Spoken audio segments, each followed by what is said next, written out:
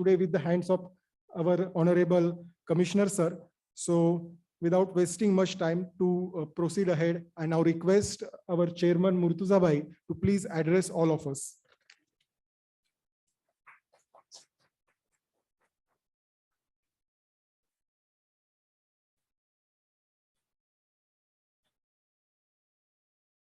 Thank you, Yashwant.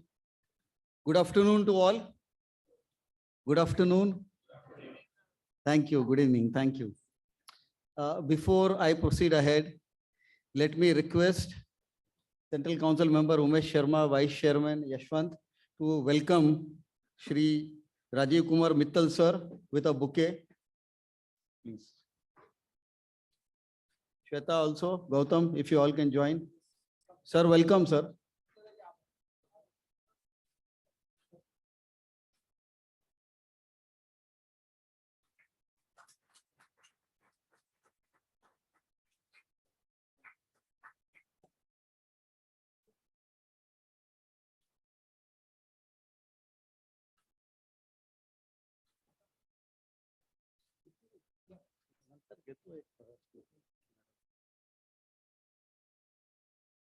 I request all my council colleagues to also welcome Shri SP Dani sir, Joint Commissioner State Tax, with a bouquet, please. Dani sir, welcome. A loud round of applause for Dani sir.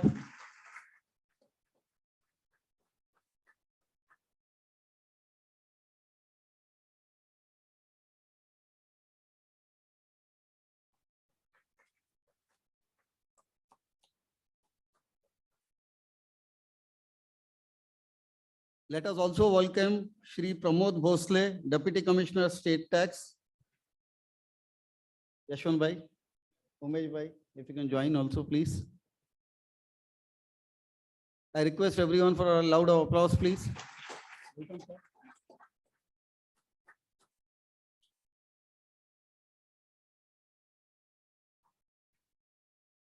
Let us also welcome Ms. Tupti Kadam, Deputy Commissioner State Tax.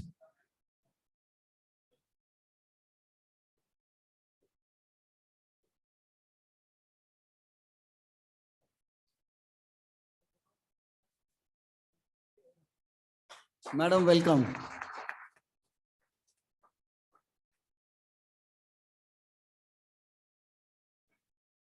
Thank you.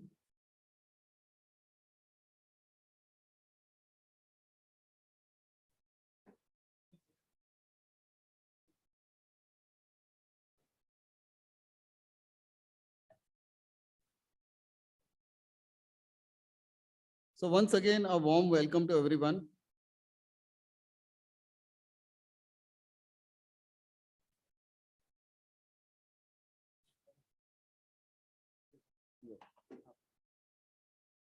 I request Vice Chairman Yashwant Kasar to welcome Gajanan sir with a bouquet.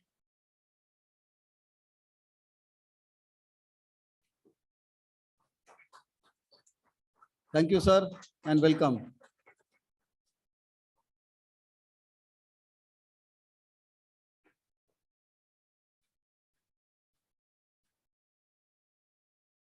Friends, when we went to the department last week, we requested Shri Rajiv Mittal sir, and he immediately agreed and he accepted our invitation and he agreed to join us. So really grateful and we are honored, sir, and thank you very much. Thank you for accepting our invitation. He also readily accepted to give forward to the book which we are publishing today. So thank you very much, sir. Thank you. We thank all the officers for coming here today. Let me also record the thanks for the Central Committee, Chairman, as well as Vice Chairman of the Direct Tax Committee at ICI, Umesh Sharma. Umesh Bhai, thank you very much for supporting us and joining us today. Thank you and welcome. I'm sure all of you are seeing the amount, the type of programs which are happening in the Indirect Tax and the GST Committee here at WIRC. And the complete credit for that goes to the Chairman of the committee, Yashwant Kasar, and the Vice Chairman of the committee, Gautam Lat. A loud of applause for them. They're coming up with a litigation series. They're coming up with a industry-wise series on GST. And again, something or other happens. We did an amnesty scheme program here in the auditorium. Today, again, we are doing it. And I think on 23rd or 24th, one more with zonal 2 is going to be planned. So multiple programs, and of course, I need to thank each and everyone here. They are also the writers, Janak Bhai, Deepak Bhai, Kiranji, Rajat Bhai, and all of them continuously, like whenever we have something at the department, going there, pulling out the book. I think phenomenal work is being done. So extremely grateful to all. Sir, we are eager to listen to you. But before I finish, I only want to, sir, say that of course in this scheme, the whole of ICI, we are committed, and especially at WIRC, again, we are committed, sir. And like you mentioned, you want to do a program in Nasik. We are there in Pune, Nagpur, Aurangabad. We will ensure that our branches and our study circle there, we will arrange our facility also, and we'll reach out to our members by way of mail, message, whatever, and we'll ensure that we make the program successful. And through our CA members, we will try to spread the message about the scheme, and we'll communicate to our clients that what are the benefits, and we'll try to encourage them to take the scheme and do the settlement so that the litigation, which is like ongoing and ever going, can stop and we can move on with the GST. So I think that will be a paramount this thing agenda, and we'll try to ensure that we do a maximum to make this scheme successful. With that, thank you very much. I welcome each and everyone here today. Thank you for sparing your valuable time and joining. And we need to listen to the commissioner, sir, also, and all the officers here. So thank you. And I hand over back to Yashwant. Thank you very much. Thank you, Murtuza Bhai. Friends, after listening to Murtuza Bhai, now I request our Central Council member, CA Umesh Sharma sir, to please address us.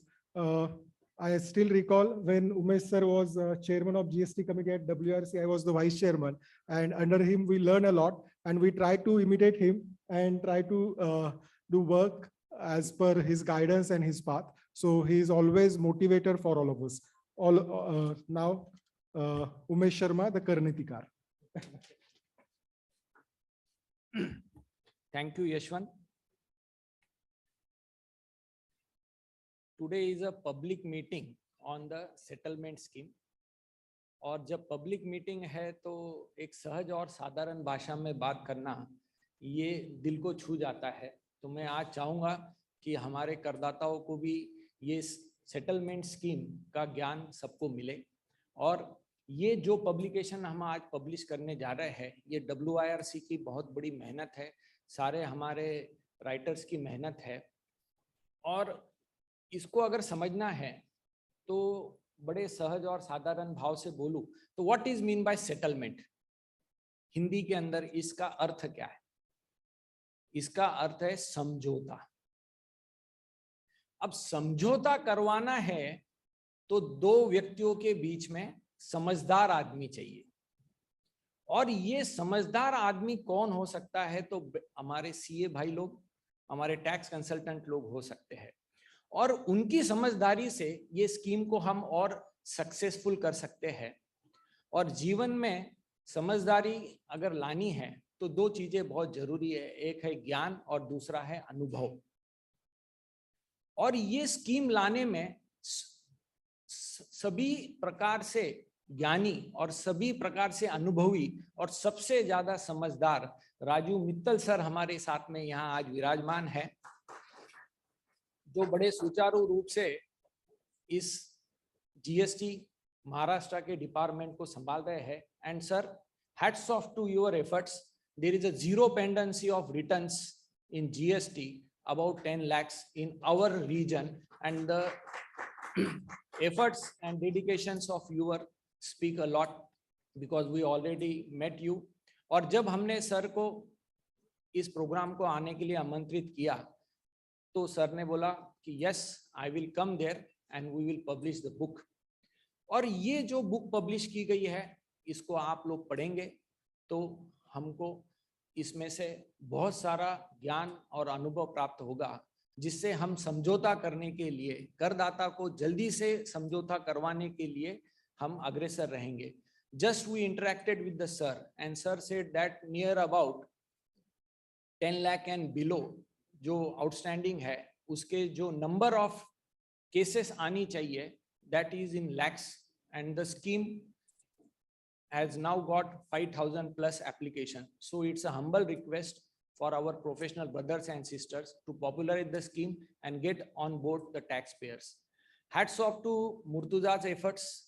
और मुर्तुजा का ऐसा है, वो इतने समझदारी से काम करता है और उसका जो तरीका है सारे रीजनल काउंसिल मेंबर्स को साथ में लेके चलने का, श्वेता को, यशवंत को, फिर बाद में गौतम को, सौरभ को, सारे रीजनल काउंसिल मेंबर्स को, तो इन सब में जो समझदारी टिकी हुई है और इनमें कभी कभी अगर कुछ हो जाता है तो समझौता करने वाला हमारा चेयरमैन है Murtuza. So hats off to Murtuza. Thanks to Dani sir, thanks to Kadam ma'am, Bhosle sir, Gajanan sir, and all the dignitaries here. क्योंकि आज का दिन हमारे लिए एक बेंचमार्क दिन ठहरेगा, क्योंकि आगे हम ट्रेनिंग प्रोग्राम्स भी करना चाह रहे हैं स्टेट डिपार्टमेंट्स के साथ में. उसकी भी हमने सर के साथ डिस्कस की है. और मुर्तुजा ने जो बताया कि सारी ब्रांचेस में हम आउटरीच प्रोग्राम कर रहे हैं, and at institute level, at GST level, जितनी समझदारी से WIRC में काम होता है शायद ही कहीं होता होगा. And as a GST committee vice chairman, we are working hand to hand with ICAI to increase licensing of our institute with the different state departments. We are moving to the different states and giving training. Already MP, then Orissa, then Bihar training programs are over. Yesterday we met Gujarat Chief Commissioner also. So the training programs of Gujarat will also start. और एक जो important बात मुझे आज यहाँ share करनी है कि गुजरात चीफ कमिश्नर सर ने भी महाराष्ट्र का जो इंटरनल सर्कुलर इशू हुआ है 17-18 का, उसकी बहुत तारीफ की है सर. और ऐसे वेलकम सर्कुलर आपने जो एक इसका फाउंडेशन रखा है सर, तो ये सारे स्टेट में, पूरे देश में होए, ऐसी हमारी इच्छा है. Thanks to Yashwant for giving me chance, and thanks to you all for hearing me and giving me chance to speak before you all. So with these words, I wish you a happy learning. और हमारी जिंदगी में समझौता ये शब्द को हम आगे लेके जाए, क्योंकि जिंदगी क्या है, जिंदगी भी तो एक समझौता ही है. तो with these words, thank you. Thank you Umesh sir. Sir आपने समझौते के बारे में कहा, अभी सर से उस दिन तो मुलाकात नहीं हो पाई क्योंकि I miss the meeting with sir, but when sir arrived and we were together in chairman's cabin, at that time sir's approach was कि क्या आपकी दिक्कतें हैं, क्या आपको और चाहिए वो बताइए, let us know so that we can see कि what we can be done for the success of this scheme. So जब ऐसा अप्रोच अथॉरिटीज का रहता है सर, आपका रहता है, then definitely with such approach any scheme can be successful. So definitely it's very important. So friends, now it's time for release of our publication. So I request all our contributors for this publication who have taken painstaking efforts for it to please come on the dais. CA Deepak Thakkar sir, CA Rajat Talati sir, CA Kiran Garkar sir, CA Manish Gadia sir, our past chairman of WRC, and CA Janak Waghani sir, CA Harsh Bajaj.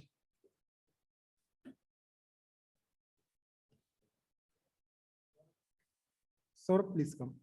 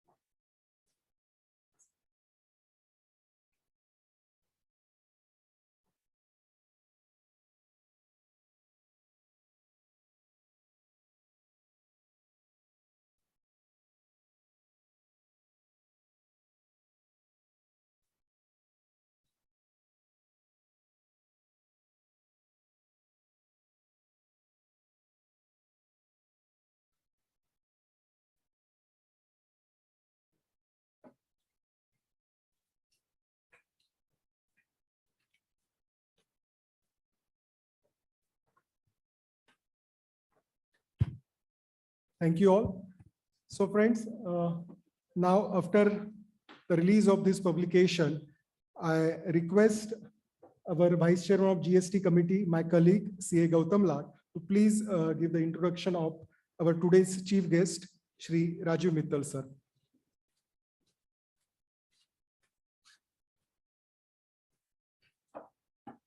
Thank you, sir.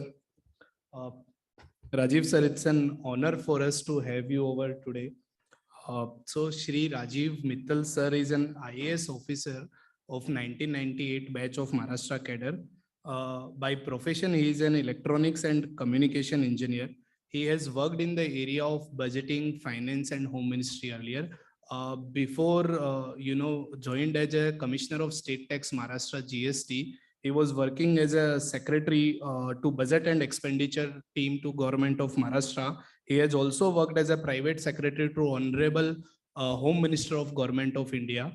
So with this brief introduction, sir, over to you. Sir.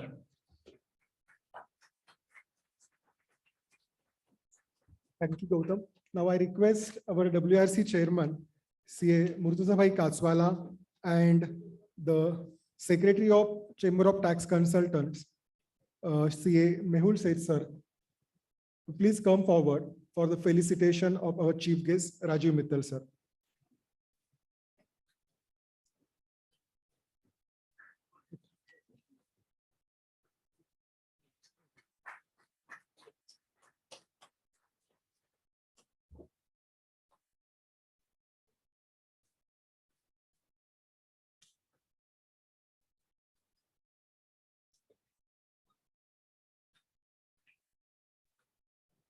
Thank you, sir. Friends, now we would like to hear from our chief guest, Rajiv, sir. So I request him to please address all of us.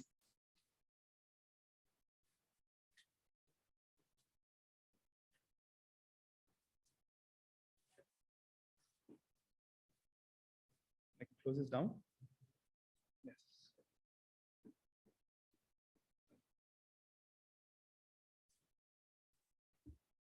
Good evening, everybody.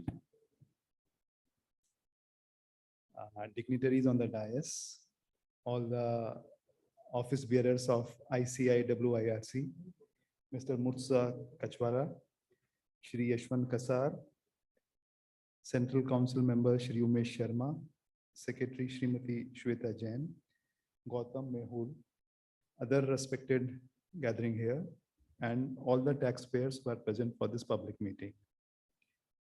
At the outset, I would like to thank WIRC for giving us this opportunity to have interaction with you and our direct dealing with the beneficiaries of this scheme and the people who will be facilitating, as Umesh has rightly said, Samjhauta for this scheme. While framing the scheme, I would just like to mention, while framing the scheme, Corona had influenced us very, very tremendously. I mean, during the drafting of scheme, the impact of the pandemic, the Corona, was always very heavy on our mind. So you will find that once you look into the scheme, the provisions of this scheme are slightly different from what the previous two amnesties have been. So one of the major reasons for this has been the pandemic, the impact of pandemic. Before dwelling further into it, I mean, as Mr. Umesh said very rightly, it's a samjhauta and you need Gyan, Anubhav and Samaj for implementing this kind of scheme. For my part, I will be only sharing Anubhav because Gyan and Samaj, the speakers which are following me, Mr. Dani, Mr. Pramod Bhosle, Mrs. Tripti Kadam, ज्या लोकांनी खरा म्हणजे हा scheme म्हणजे एक शब्द लिहिलेला आहे ते खरा ज्ञान त्याच्याकडे आहे.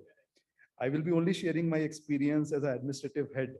What are the major challenges? What are the major issues which we have considered while framing this scheme, more on the administrative side. But the in-depth technical intricacies, laws, sections and all, my colleagues will be covering it.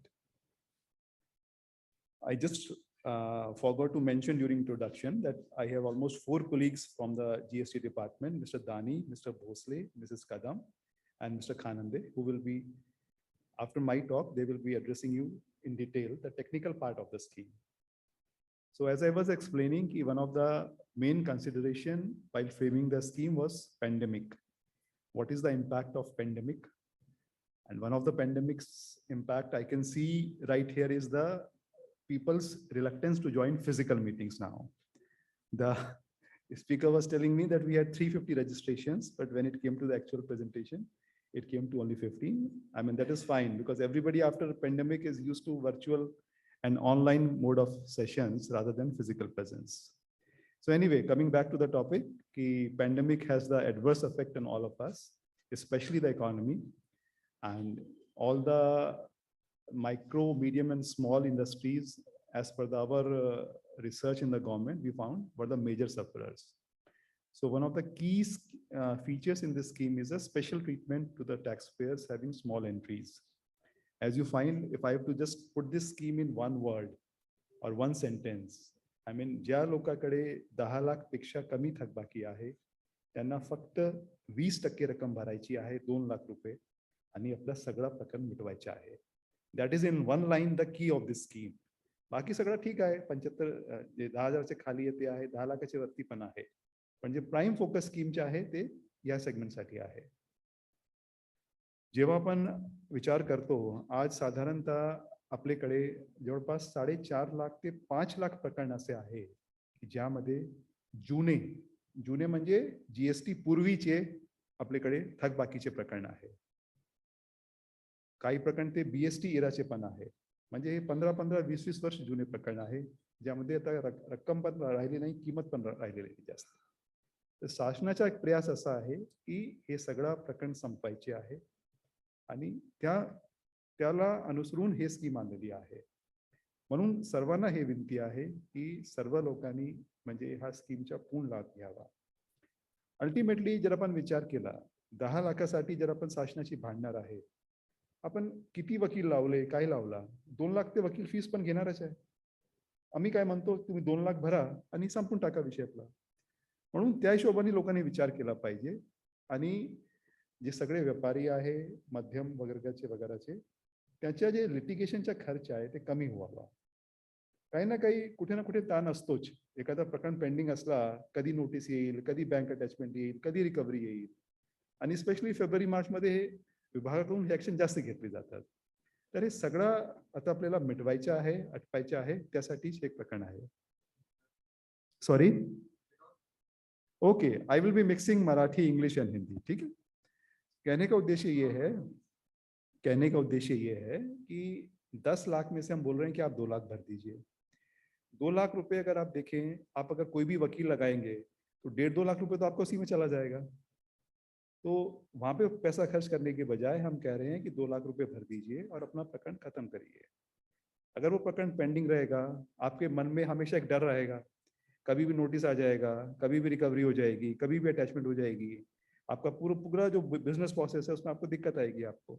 तो इसीलिए ये उद्देश्य है कि जो मध्यम और लहान व्यापारी हैं, उन लोगों ने 10 लाख का जो बेनिफिट है उसका फायदा लेके इस स्कीम को खत्म कर देने का. जे एक सेगमेंट झाली हे लहान जे स्मॉल व्यापारी है.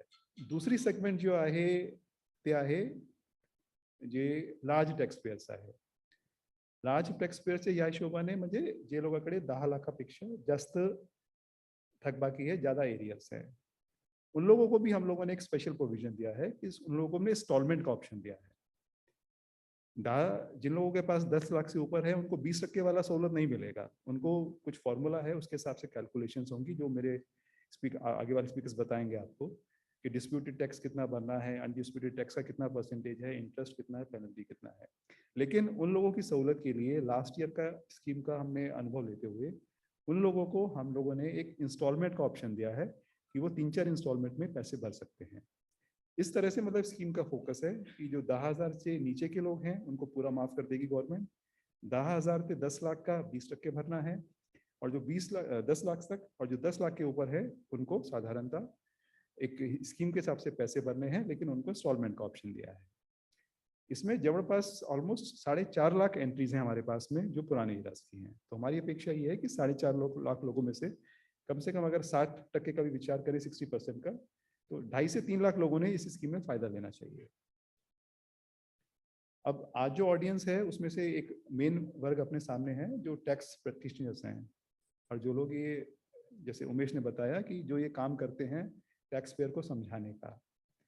सो हमारी आप सबसे विनती है कि आप करदाताओं को सिंपल तरीके से ही स्कीम समझाएं जिससे वे लोग ज़्यादा फायदा ले सकें। ये आप भी रियलाइज करते होंगे कि उद्देश्य बड़ा क्लियर है कि मामला खत्म करना है, मामले को आगे लेके नहीं जाना है, क्योंकि ये सब जीएसटी के पहले के एक्ट्स हैं। अभी एक्ट्स भी खत्म हो गए हैं और कुछ उसमें बचा भी नहीं है ज़्यादा से ज़्यादा। और कुछ निर्णय शासन ने बहुत कॉन्शियसली लिए हैं। अगर आप पुरानी स्कीम और नई स्कीम में कंपेयर करें, लास्ट स्कीम में एक प्रोविजन था पार्शियल सेटलमेंट का।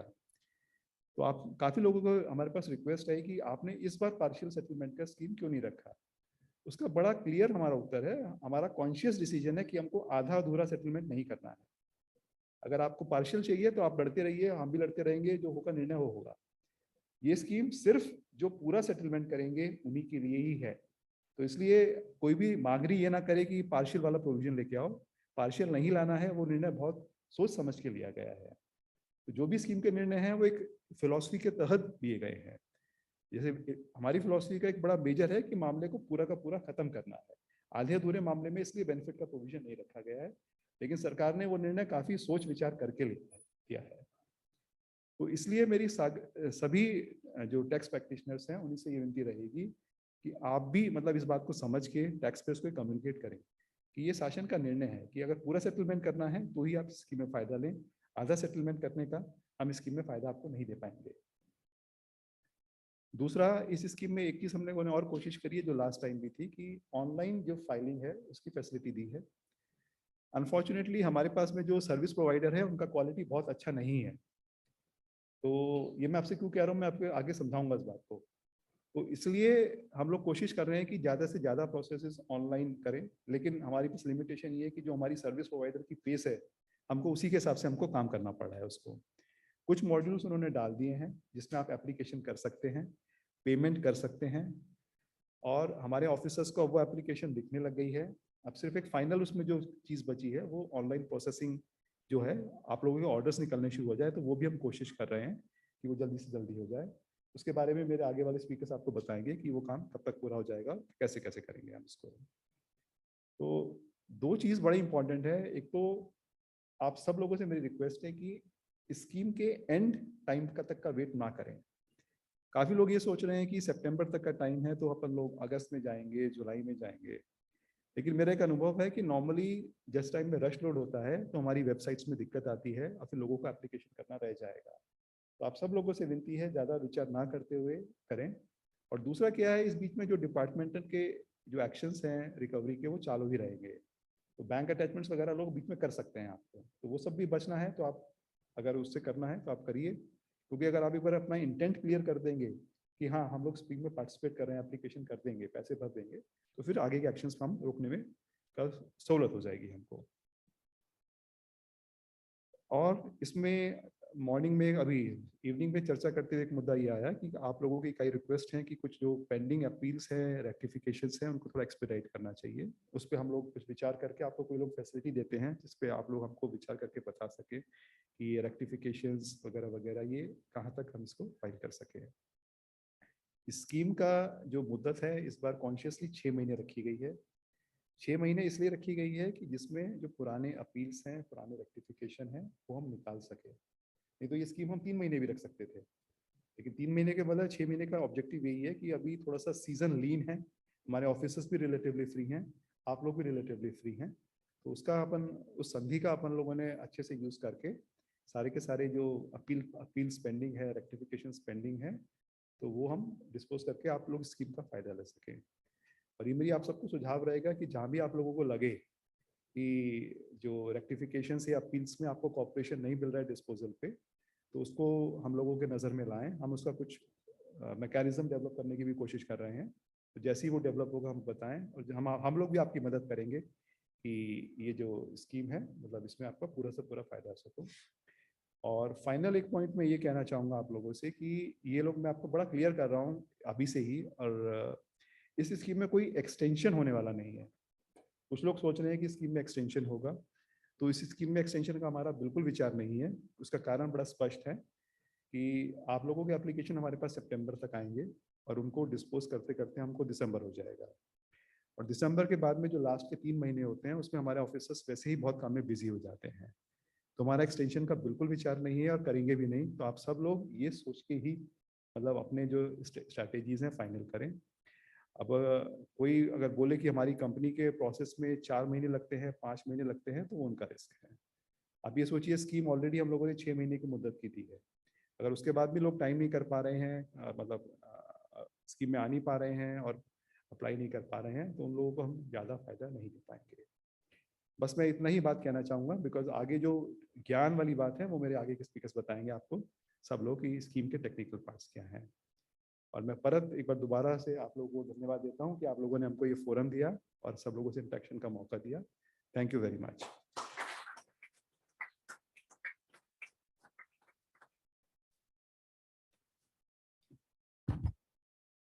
Thank you, sir. As sir mentioned that the intention behind the scheme, and in the nutshell, he has also explained the scheme as well.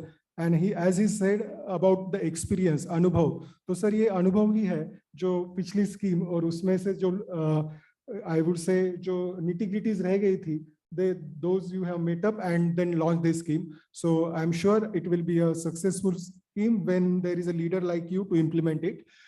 Friends, for this today's meet, the Chamber of Tax Consultants took an active role and they help us in organizing this along with our 4 branches of Thane, Kalyan Dombivli, Navi Mumbai and Vasai branch.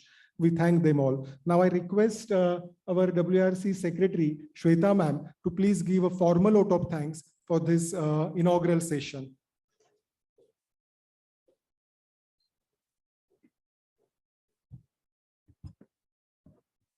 Thank you, Yashwant sir. Dignitaries on the dais, off the dais, and all our delegates who present here. Very good evening to all of you, and it's really a privilege for me to propose this very well-deserved vote of thanks to our Commissioner State Tax, Rajiv Mittal sir. As rightly said by our Central Council member Umesh Sharma, that today is going to be a historic day here because where Commissioner sir itself has agreed to present physically here with all of us. And I would like to thank you also, sir, to come all the way here to motivate us. Thank you, Umesh Sharma, sir. And also thanks to CA Manish Gadia, our past chairman WRC, who has helped us to bring Rajiv sir here. Thank you so much, sir. Further, I would like to extend my gratitude to Rajiv Mittal sir for accepting our invitation and coming all the way to guide us on this amnesty scheme. It is really a proud moment for us to hear you and have you physically here.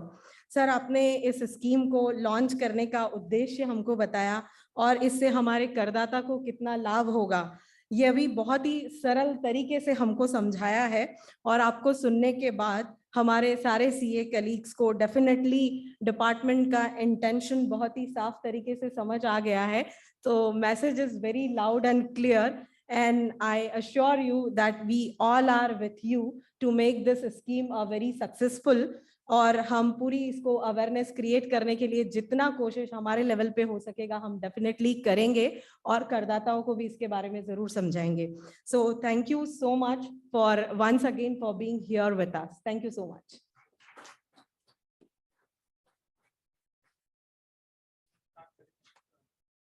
So friends, after this inaugural session, we'll be starting with the technical sessions. So our department officials, they will be giving presentations on the scheme. So the first presentation will be by Ms. Trupti Kadam ma'am, Deputy Commissioner, State Tax.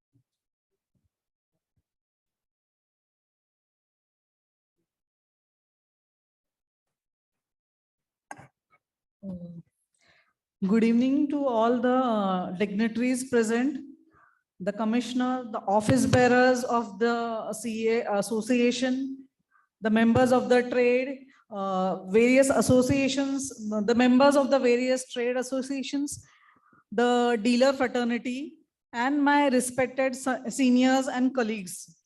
A few days ago, when I learned that there was such a seminar going to happen, and the concern had met me.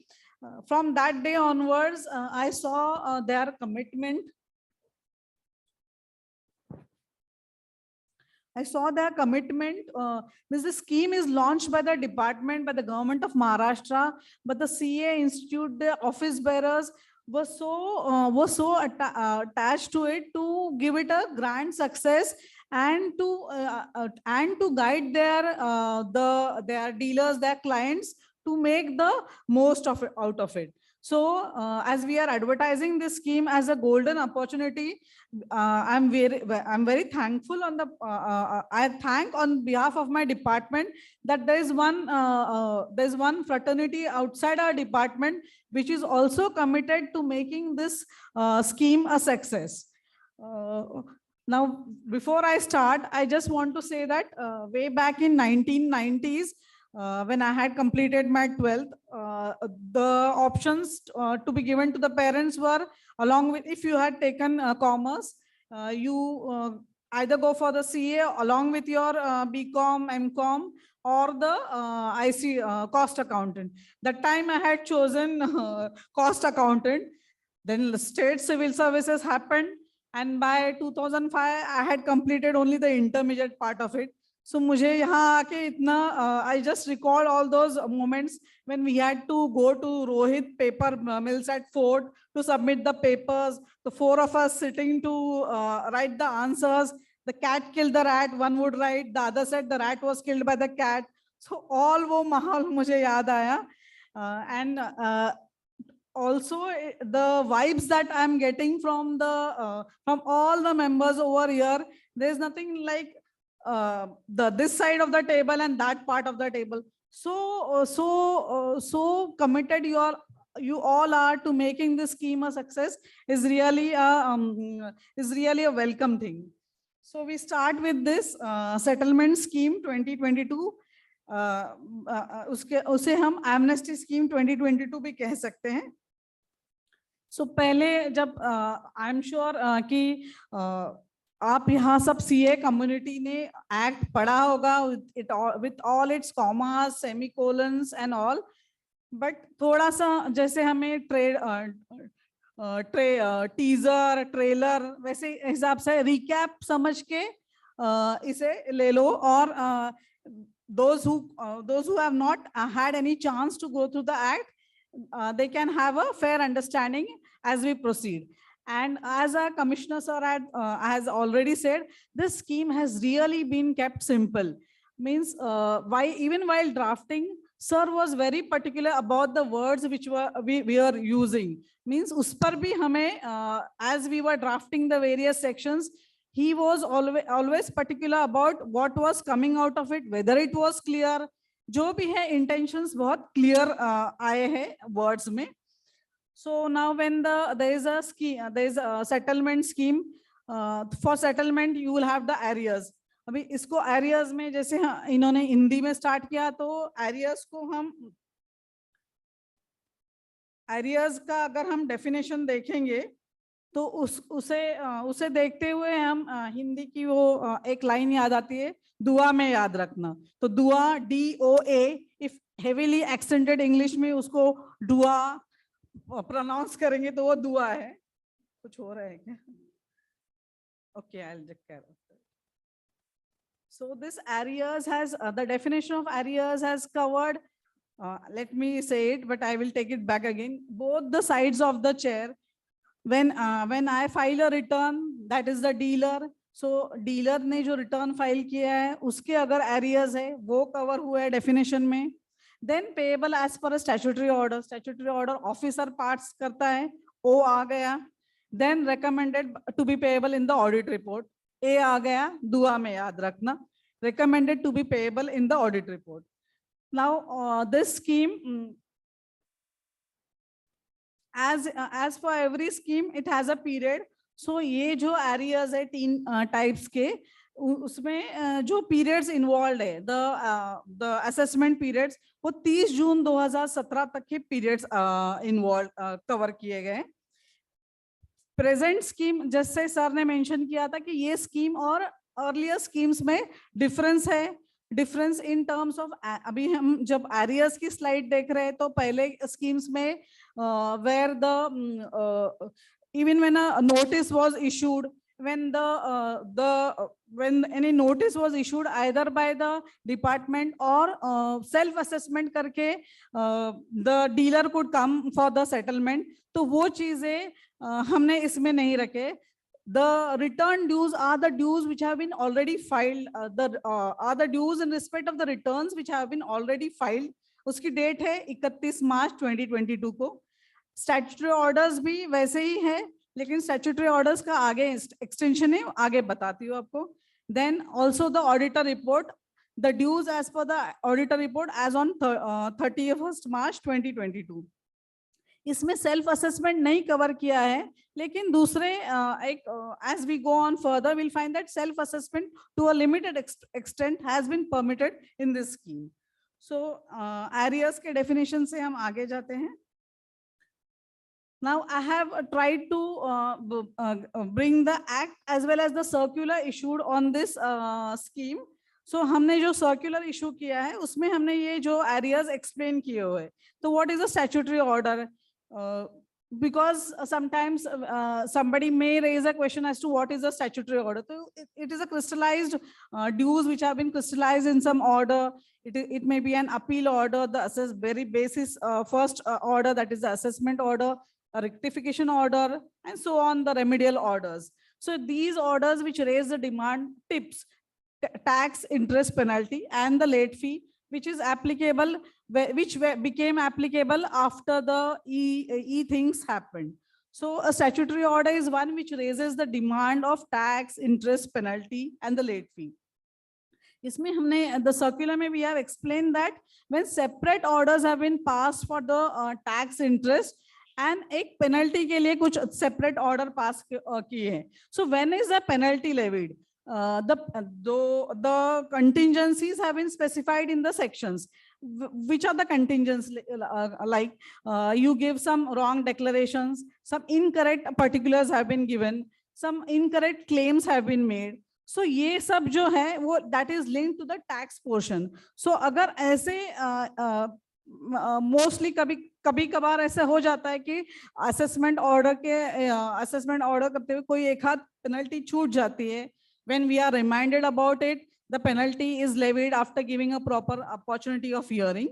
So ऐसी जो penalty linked, which is linked to the tax, that has been kept. So you cannot come for the only for settlement of such penalty order when for the same period a tax, interest का order और दूसरी कोई penalty का order pass किया है. So that we have explained in the circular. But however, there are some penalty orders which may not be linked to the tax. The tax, of course, what is the statutory order? It is the quantification of your liability and the assessment of your claims. So if claims are wrong, some penalties are imposed. दूसरी penalty जो ऐसी होती है कि अभी आपसे ही संबंधित है, the A part of the areas, audit report कुछ प्रिस्क्राइब टाइम लिमिट में अगर फाइल नहीं किया है तो उसके ऊपर पेनल्टी लग जाती है. ऐसी पेनल्टी ऑर्डर रहेगी, it is not linked to the tax, it is not associated with the tax portion. So you can take benefit of this order, benefit of the settlement scheme for such penalty orders passed. Then the return dues, those are admitted dues, those have to be paid in full. So what benefit do you get in respect of the return dues? It is the interest portion. You calculate it up to the date of the payment, get the benefit of the interest. Benefit of the interest in terms, pay some, get a waiver of some. Auditor recommendation, accepted tax to be paid in full. For the remaining portion, if which is not accepted, identify the contingency in respect of which the tax portion remains. despite you accepting the remaining portion में जो undisputed portion that would have to be discharged in full. Accepted portion treated as undisputed. That is as regards the circular explaining the areas. Now, the point which I had left, the dots which I had left, that self-assessment. So cases litigated by the state, this time we have included these cases wherein the department has gone in litigation against some issue, some rate of tax issue, some claim issues, some levy issues. So in that case, you assess what the department, as per the department, pay the respective amounts and get the benefit. So self-assessment is allowed only in respect of the cases litigated by the state. The section is very section इतना ही नहीं बोल के रुके कि आप ऐसे cases में amnesty का benefit ले सकते हैं, but we went on further and said in the section itself that once you settle such dues which have been disputed by the department, उसकी recovery नहीं हो जाएगी, आगे चल के उसका जो decision हो जाएगा, that would not affect the settlement order passed in your case.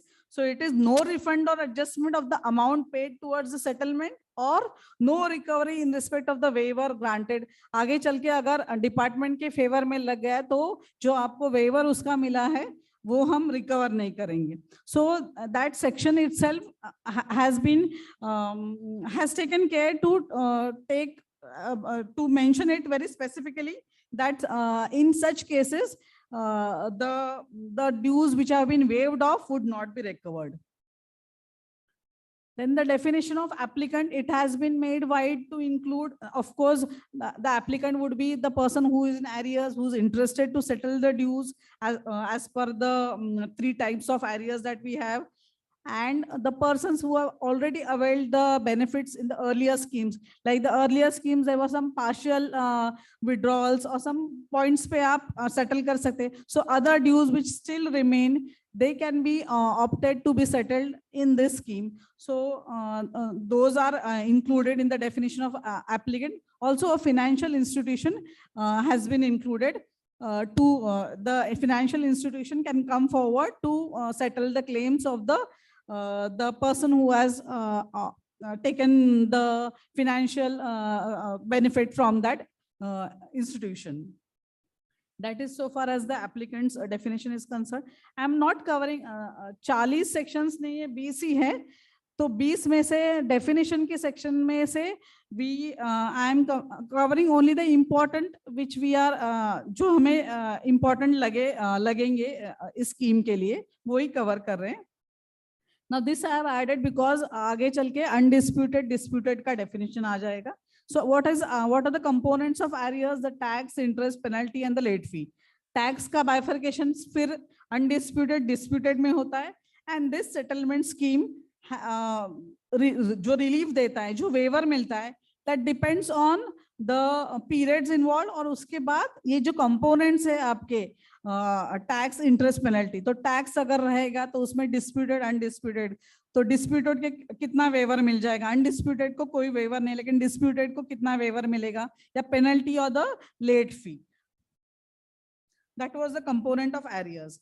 Then we come to the definition of undisputed tax. There are only 10 clauses in it, and which are very means to the human mind. They would appeal to us that ये ठीक है, ये undisputed ही होने चाहिए. So if you go through these 10 components, what are they? The taxes that you have collected, you means the dealer has collected. The taxes shown payable in the returns. The amount means tax inclusive जब रहता है और tax collected. Then the tax shown payable, the amounts which have been forfeited. फिर auditor के recommendations. TDS, TCS under the VAT. फिर the tax payable by the enrollment certificate holder. जो PT में 2 है enrollment certificate holder का जो tax payable है, और जो रजिस्ट्रेशन सर्टिफिकेट जो रजिस्ट्रेशन होल्ड करता है तो उसने जो डिडक्ट किया है एम्प्लॉयज का टैक्स वो. Then the last one, it is a slightly different than above, which were related to the tax collections. और उसका भी and it has also very legal explanation and very correct right explanation to it being placed along with the above 9. What is it? The amount of disallowed set off under rules 52A or B of the value added tax, which is eligible to be claimed in the subsequent period. Normally set off कैसे होता है कि the month in which I make the purchases, I take the credit of the same in the return when I filed. ये जो 52A और 52B के जो rules बने थे for the package scheme of incentives के कुछ कंपोनेंट्स के डीलर्स के लिए कैटेगरी के लिए बनाए थे, तो उसमें ऐसा था कि an exception was made to the normal claim of ITC, like you would not be able to claim the ITC in the month of the purchase, in the month in which the purchase has been effected. The set off was to be claimed in which the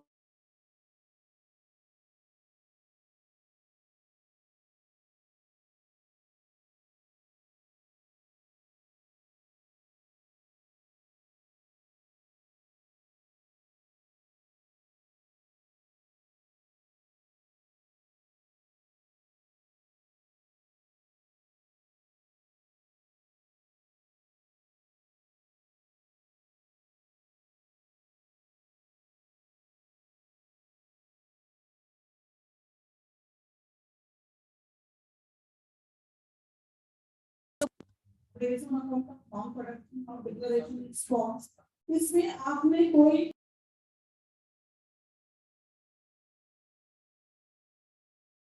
2% और कुछ set of आपने लिया है, तो इसको disputed means आपने वो ज्यादा उसके ऊपर का ज्यादा नहीं टैक्स कलेक्शन किया है, इसलिए means it is justifiable that this is kept in the disputed category. आपने उस हिसाब से टैक्स कलेक्शन किया है. फिर दूसरा आपने कोई क्लेम किया है जैसे some labour charges, so you have not collected any tax on it, ना भी लेबर चार्जेस या कुछ दूसरा ऐसा क्लेम डिसअलाउ हो जाएगा, तो that we have kept as disputed tax. So these are the various examples explaining what could be disputed. Otherwise all things which is not disputed which is not undisputed is disputed. Then we come to the definition of requisite amount. It has been very specifically placed in the settlement scheme. What is the disputed amount? It is the amount paid towards undisputed tax, the amount paid towards disputed tax, interest, penalty, late fee, whether levied or not. So ये जो 8 और 9 जो sections है जहाँ पे requisite amount के बारे में बताया गया है, उसका definition यहाँ पे रखा है. This definition assumes importance when some claims are made, like during the operation of the scheme, appeal में कुछ पैसे भरे हैं. So that is not your requisite amount. Your requisite amount would be the amount which you would be paying towards the undisputed. Means the requisite amount is the amount which is paid towards the settlement of your arrears. So this definition also assumes significance. Then ये settlement scheme में एक section दिया गया है कि जो आपके arrears है वो arrears as per statutory order, as per auditor recommend and the returns. So वो compute उसका compute करने का हमें उसका portion. Why this section is given? Because the settlement scheme has proportions to be paid depending on the component of the arrears. So by this section you know कि by आप अगर compute करने के बाद आपको समझेगा कि टैक्स में अनडिस्प्यूटेड डिस्प्यूटेड कितना है, फिर remaining is interest, late fee and the penalty. So what this section says that all the amounts paid before this 31st March, they are to be adjusted towards the undisputed tax, then disputed tax, thereafter towards interest, penalty sequentially. This despite anything else shown. बहुत बार हमने देखा है कि चलन्स में interest के सामने लिखा गया अमाउंट या पेनल्टी के सामने भरा गया, but So this settlement scheme has a specific section for the amounts to be adjusted against the original areas of statutory return dues or the auditor report. फिर इसके बाद जैसे हमने रिटर्न ड्यूज 31 मार्च 2022 को रखा है, also auditor report the dues as on 31st March 2022. इस statutory order के लिए we have made an exception, like the statutory orders passed during the operation of the scheme. I would say not the operation but during 1st April to 30th September. इस दौरान जो statutory orders pass हो जाएंगे वो भी इसमें cover किए हैं. So any returns filed during this 1st April 30 September, you would not be able to, for the periods up to 30th June 2017, they would not be your arrears as per the definition. Then the audit reports filed during the operation of this scheme for the specified periods up to 30th June, they would not be covered in this scheme. Then this write-off, again, this is and in your, I happen to read that book. तो उसमें ये novel features कोई आपने words introduce किए. So this is also a novel feature. Otherwise, you would have to go to the relevant acts and make amendments. उसमें भी constitutionality and otherwise other things could have happened. But ये write-off की provision has been brought in the settlement scheme itself. So it is the write-off is up to a certain amount. The area should be as per a statutory order. The amounts as on 31st March, as on 1st April should be 10,000. तो हमने circular में इसे क्या clarify किया कि possible है कि 2-3 acts को मर्ज करेंगे और उसका कुछ मीन्स हमारे ऑफिसर्स ऐसे कर सकते हैं. Each one has his own perspective. So we have explained this thing in the circular that acts are not to be clubbed together for arriving at the limit of 10,000. It is a statutory order. It is for a particular period and then 10,000. Act, statutory order or limit 10,000 के नीचे. In this scheme, it's in this section itself, we have said that the post-assessment interest on such return of dues would also be waived. So this scheme, this is one also very novel feature of this scheme. Now again, I would like to add to what Commissioner Sir has said कि ये scheme आने के बाद हमें जो 3-4 representations आए उसमें scheme के बारे में कुछ ये नहीं समझ में आ रहा है या वो नहीं समझ में, इसका इंटरप्रिटेशन के रिप्रेजेंटेशंस या इश्यूज हमारे तक नहीं आए.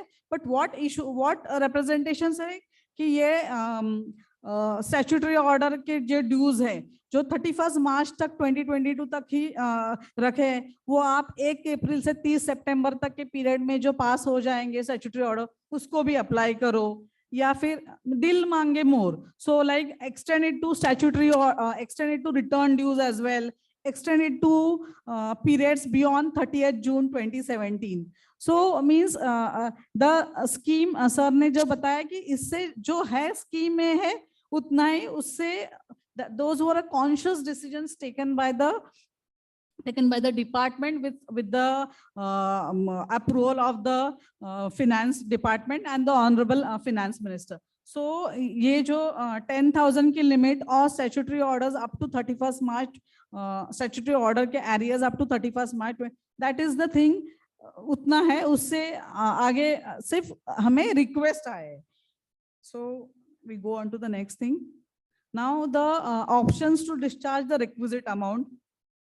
You have the lump sum option, which is a type of the one-time payment option, and you have the installment option. One-time option में you need not, now annexure आगे आ जाएंगे. So one-time option, you have certain, your due should be as per a certain amount और उसके हिसाब से आपको directly उसका 20% भरना है and you get the waiver of the remaining. So then for other methods, there are two methods, one-time payment option and installment option.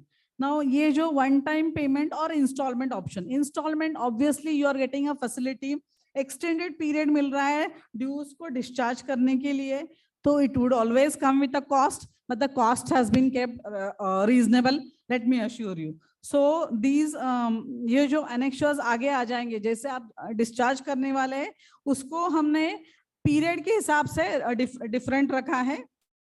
Periods up to 31st March 2005 and periods beginning from 1st April 2005. Since we want to wipe off the earlier dues, तो जो annexure B में जो periods up to 2005 तक है उसके लिए ज्यादा benefits दिए. ज्यादा benefits means what?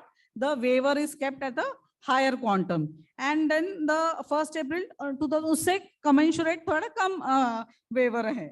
That for the periods after April 2005, you will find that in annexure A. Now lump sum option. This lump sum option, which we just saw in the earlier slide, it is available only for a statutory. जो हमें representations आए उसमें इसका है कि इसको सिर्फ statutory order को मत रखो, इसकी limit extend करो. But then as sir said कि COVID को मद्देनजर रखते हुए some conscious decisions have been kept for the small classes of taxpayers, for those who are in higher areas उनके लिए installment option. So these are the conscious decisions taken. Installment option आप statute installment option को कोई ये नहीं है कि ये arrear ऐसे ही इसका ही होना चाहिए. So it is available for statutory order as well as the auditor recommendation. For return dues, so if you are single return dues, आप returns आप periodicity के हिसाब से file करते हैं. It can be a monthly, quarterly or a annual return. तो return dues आपका अगर एक single return period में जो periodicity के हिसाब से, if it is below 50 lakhs, then you would not be able to get the benefit of the installment option. But if you it has been mentioned in the act itself कि combined return dues अगर वो 50 lakhs के ऊपर जाते हैं, and if you prefer a single application, you would be able to take the benefit of this installment option. These are the annexures. Undisputed tax, as I said earlier, it has to be paid in full. So in both annexure A and B, it would be the same. Pay 100%, get waiver nil. Then the disputed tax, pay 50%. If you go for the installment option, the 50 becomes 56%, and the waiver gets less from 50 to 44%. Interest और penalty और late fee का जो proportions रखे हैं वो same रखे हैं दोनों options के लिए, one time payment and installment option के लिए. Now in this annexure A, this is for the periods beginning from 1st April 2005. So उसके बाद तभी हम e-returns file करने लगे थे, इसलिए you have one more row of late fee. पहले 2005 तक के periods में late fee नहीं था क्योंकि वो e-returns नहीं थे. This is one extra line. Then the post assessment interest, we have said that you did not pay anything, you pay zero, the entire post assessment would be waived off. This is the annexure B, again 100% payment of the undisputed tax. Disputed tax here जैसे बताया था कि for periods before 2005 the waiver is kept, the benefits are more. So यहाँ आपको 30% भरना है अगर आप one time payment में जाते हैं, and if you go for the installment option, you pay 34%. That interest, penalty are the percentages to be paid, and the waiver are kept the same for both the options. सिर्फ entry tax के statutory order के dues के लिए a separate section has been carved out. कि उसमें एक formula दिया गया कि अगर आपकी एंट्री टैक्स की असेसमेंट हुई है तो उसके जो ड्यूज है तो the entry tax that has been assessed और उसका जो ए और बी है, तो व्हाट इज द ए और B? A is the entry tax which has been assessed in your statutory order. The B part is the set off which you would be eligible to take in MVAT. The set off which is not eligible, the set off which would be denied to you, denied or you would not be eligible. जैसे set off के नियम है हमारे कि eligibility नियम है, set off का retention है and disallowance, that is you get some portion or you don't get any portion. So वो formula दिया है कि आपका जो assess हुआ है entry tax का, that or the B is the which has been denied. उसमें से जो less है that you would have to pay to settle the entry tax arrears. Now इसमें कंपल्शन नहीं है कि आपकी MVAT या BST की assessment हुई हो. Only thing is that your entry tax assessment, entry tax should be entry tax due should be as per a assessment order. So for interest penalty का जो settlement है, go as per the annexures which have been given.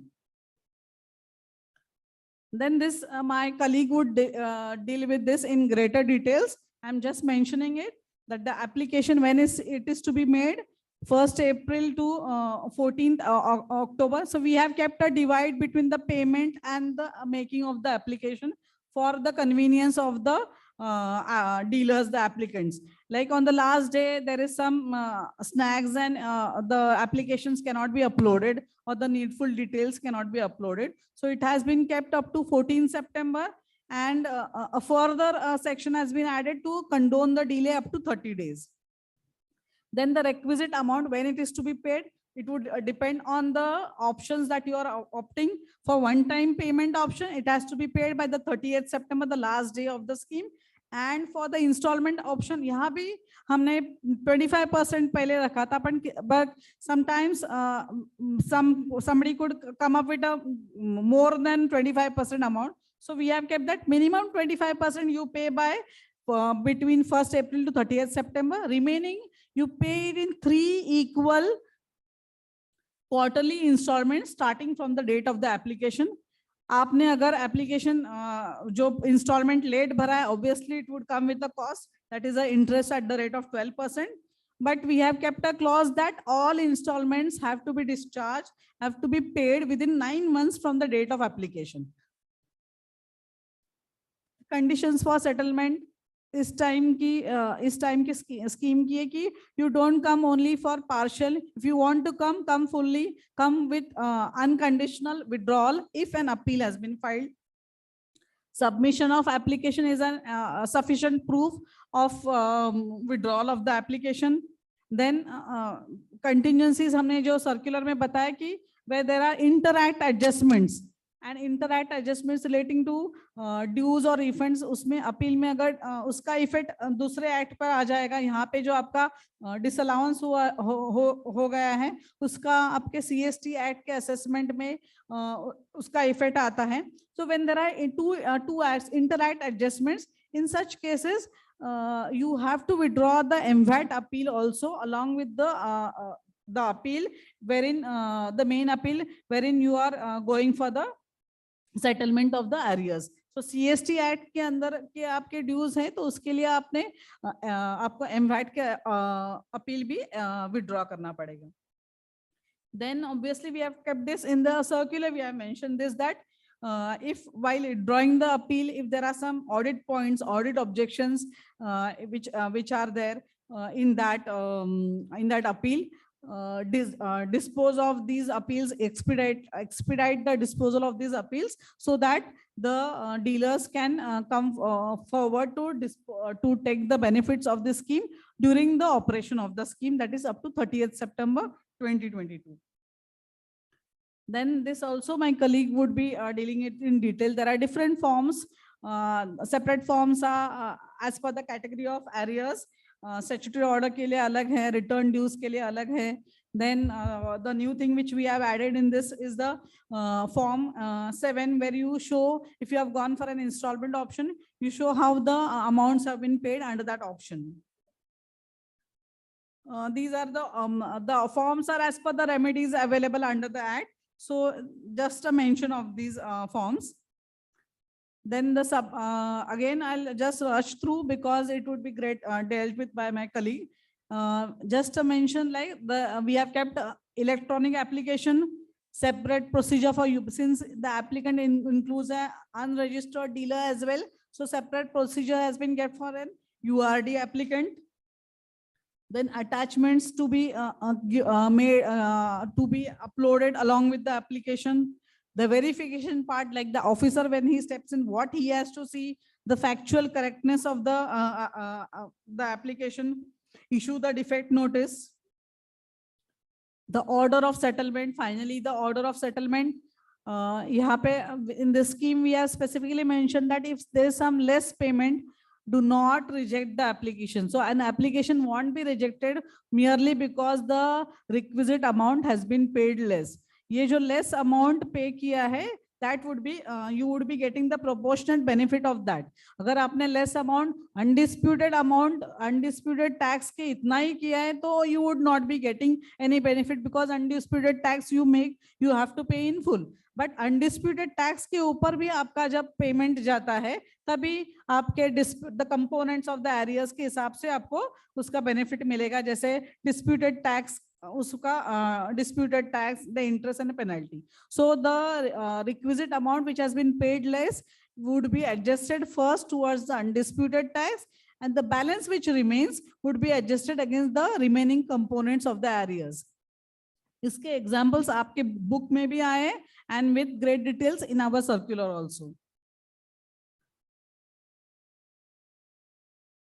These are the remedies available.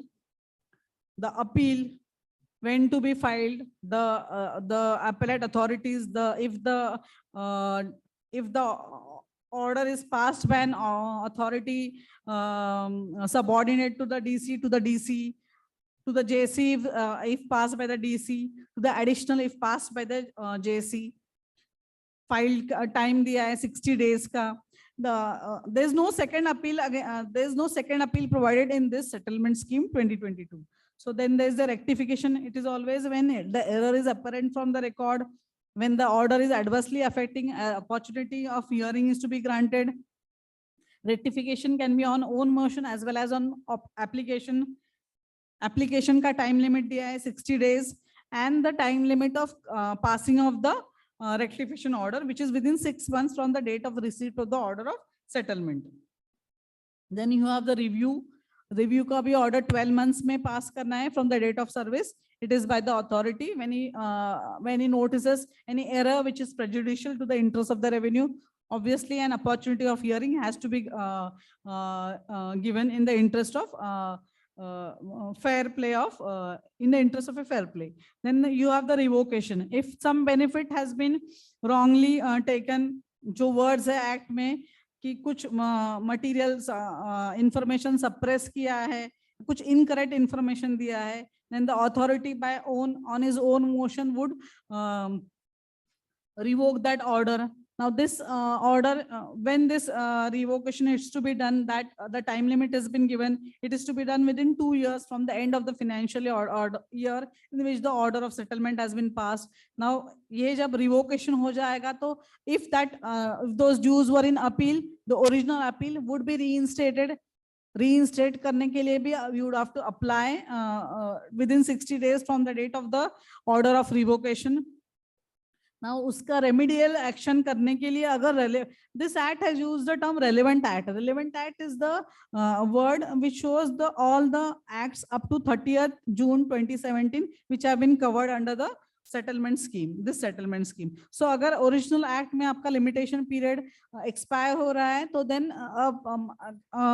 an arrangement of 2 years has been provided in this scheme. Remedial action के बाद cure होता है, means treatment हुआ है, and that ends my lecture.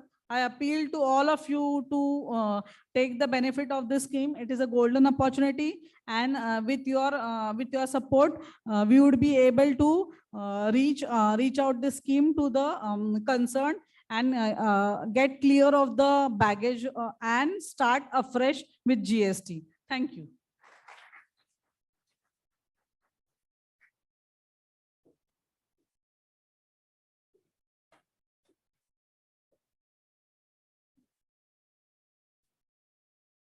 Thank you, ma'am. So now I request Sri Pramod ji for his deliberation. Sir.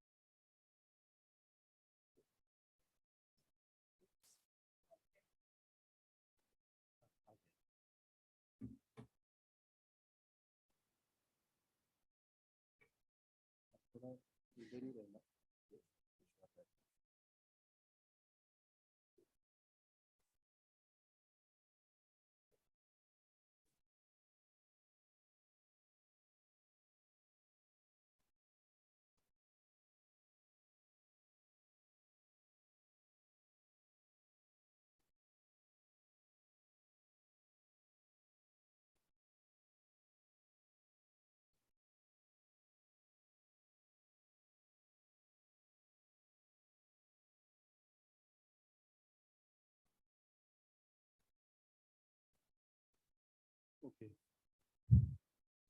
Uh, Thank you, WIRC and study circles from Mumbai. Respected Honorable CST sir and all the dignitaries, CAs, taxpayers attending today's session. We have just learned about the legal provisions, the functional part of the amnesty scheme 2022. Uh, I'll be taking some more taking you through the technical aspects of this amnesty scheme. Uh, uh, this is the first page when we logged into our department's website. I will directly go to the website and will show some of the important aspects in relation to the amnesty scheme 2022.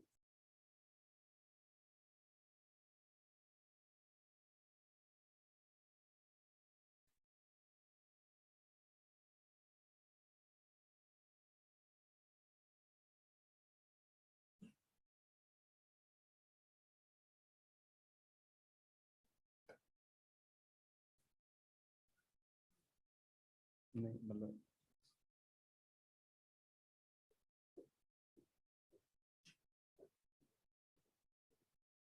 I want to control shift. हाँ? ये website को जाना है और alt tap करके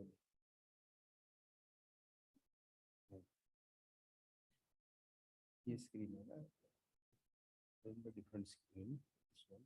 हाँ. ये P10 कौन सा था?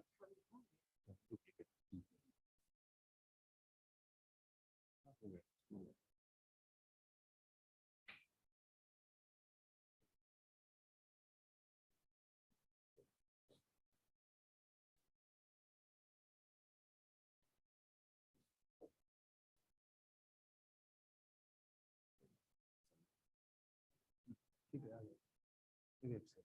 So this is the website that I wanted to show you. I was having some trouble regarding shifting of the screen. So this is the website, and when you land up in the first page, you can see this is the flashing message that is popping up on the screen. So here various links we have provided. This the links for the downloading the application form 1, and then form 1A. These both links are here in the start of this flash message. I hope you are able to see on the proper screen. Then there are various the links for the manuals and procedures. The user manual for online application filing under amnesty that we have given. Then another user manual for profile creation of non-tin holder. So that is also there. Then FAQs regarding filing of amnesty 2022.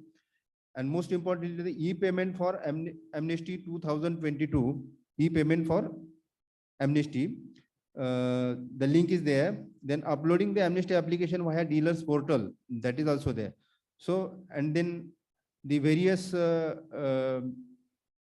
mail and phone numbers for contacting the help desk or getting the assistance, that is also there in this flash message. When this flash message disappears, even though on the left hand corner this amnesty scheme is blinking over here, if you click on that, that flash message again pops up on your screen, and you can easily use any of the links that you want. Then in the Act and Rule, under the VAT and Allied Act notifications, you can see the in the value added tax, the different acts and notifications regarding the amnesty. So this is the notification to designate the authorities and power delegation under Settlement Act in the first number. Then in the second number, there is an order under section of the Settlement Act for specifying different forms. Then the proper act of the amnesty in the Marathi and in the English is at number 3 and number 4. So these are the legal provisions that has been provided in the our website in the Act and Rules. Then when you want to see the circulars, then you can go to VAT and Allied Act trade circular. In that under that tab, date wise, you can search the trade circular that has been published on 20th April 2022. 1T 2022 is the trade circular for the Amnesty Settlement Act 2022. Then in the download section, in the forms, again, in the electronic form, you can see the different forms that has been designated, devised or provided for the Amnesty Scheme 2022, Form 1 and 1A. Form 1 is the application for statutory order dues, and then Form 1A is the application for return, revised return or dues as per 704. Then in dealer services, you can see the manuals and procedures in the dealer services. So here in the manuals and procedures, various manuals like user manual for online application, FAQs regarding filing amnesty, and user manual for profile creation are there. Then I will take you through the actual filing up an application, and we'll see different cares and procedure to be followed while filing the application. So we'll try this Form 1 for this demo session. So I am directly downloading the Form 1 from the website. So this zip folder, it opens Form 1 version.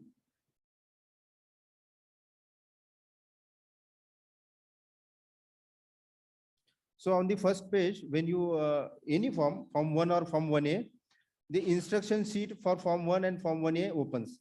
In the instruction sheet, various important instructions has been given. I request all of you to go through all these instructions because you must be filing various applications, and I hope you should not face any difficulty. And more than 4,500 applications has been filed up till now, and we have not received any complaint regarding filing up application. Applications are running very smoothly. Even though you notice any error or you face any difficulty, you can get back to us. You read all these instructions, you will get all the doubts cleared over here. This 13 number instruction is very important. That is for the setting up your system date. So your PCs or your laptops date has to be set as a DD/MM/YYYY. So these are the instructions how to set that date. If the date is not accordingly the format that we are expecting, then the application will show some error. So ensure that the system date has been set as per as prescribed. So we'll start filling the application. This is the application 1 that we are seeing in the demo. So in the scheme para, there are two options. Select your status from the drop-down list. Either you are TIN holder or unique ID holder. If you select unique ID holder, then if either of the three options, whether you are URD, your financial institution or any other, you have to select one of that. So, and if you are filing an application for the TIN holder, then this unique ID holder drop-down will be disabled. Then you have to select whether it is a pre-2005 or post-2005. Let us select a post-2005.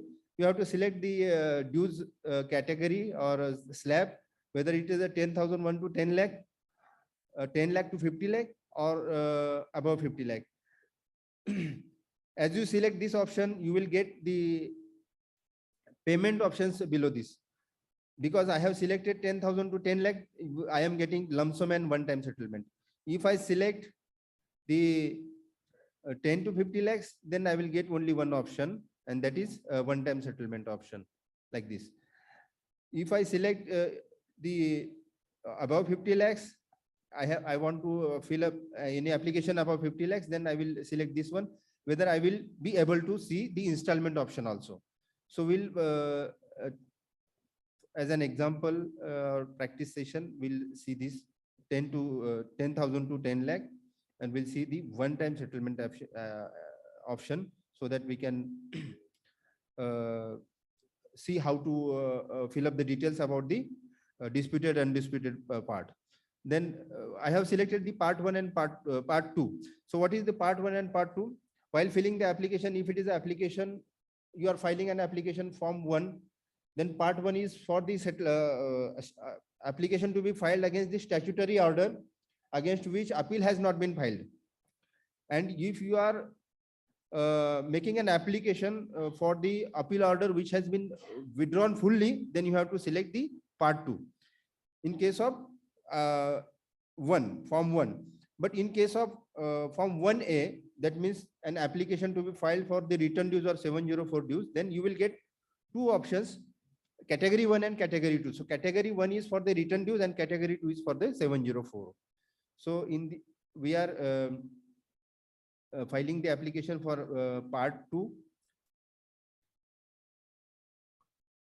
So on the next page, we are we are making an application. You are making an application to the authority, to the assistant commissioner, STO or DCO, DC, whoever he may be.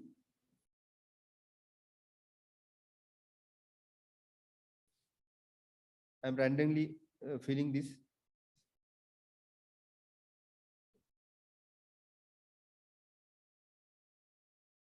Mention the designation, and in respect of which taxpayer, you have to mention the name of the taxpayer or dealer,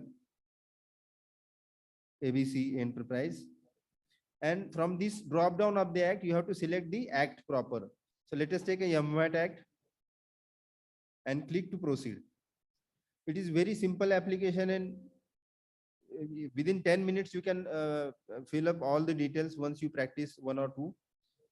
So you have to take an TIN number or the UIN number. If you are filing an application for the UIN holder, then you have to enter the UIN number starting with the 77.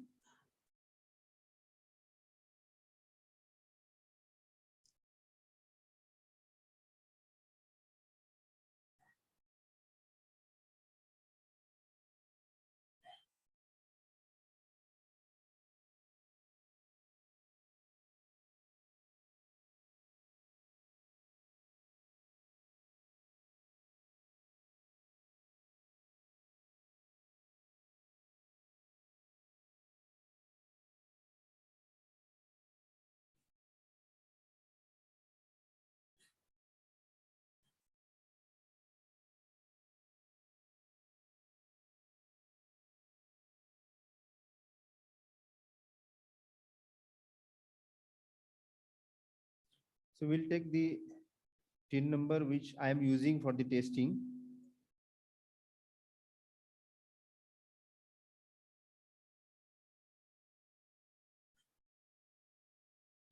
So I have entered the TIN number here. The 11-digit TIN number is to be used. If you have entered, if you are entering the UIN number starting with the 77, then this row number 8 will be enabled to enter the details about the MVAT TIN number in case of the taxpayer which you are filing the application. Some of the fields are mandatory, which have been marked with the asterisks. GSTN number not mandatory to be entered, but PAN number is mandatory to be entered.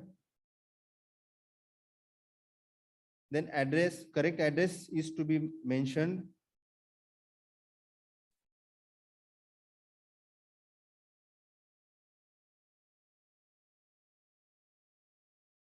Then PIN code is to be mentioned correctly,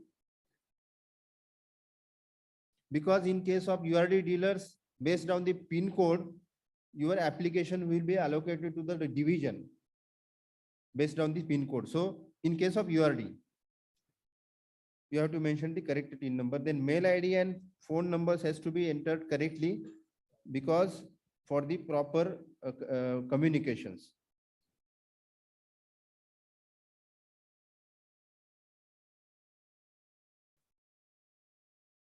Then we have selected the period after 2005. So I am taking a 5-6 period.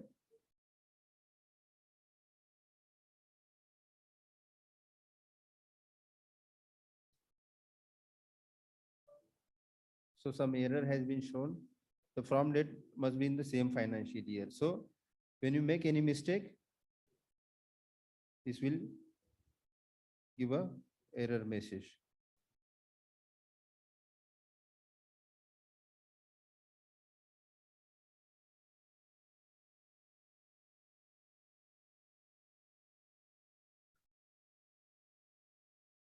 Okay. So on the next screen, we have to fill up the details of the part 2, that is regarding the appeal details and order details. So designation of the authority passing the statutory order, say for example, he was a STO and now the case is with the AC and date of statutory order was 2010. Then details of the appeal. So whether first appeal, second appeal, this is the free editable field. You can enter anything. First appeal.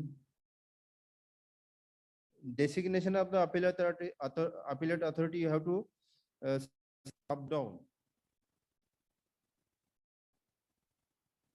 Date of application for withdrawal. This is mandatory field. You have to enter the date of the withdrawal application made for the withdrawal. It is mandatory field.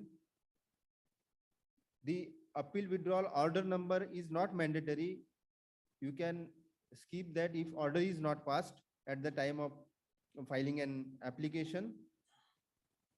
Now you have to fill up the details of the tax interest penalty as per the statutory orders.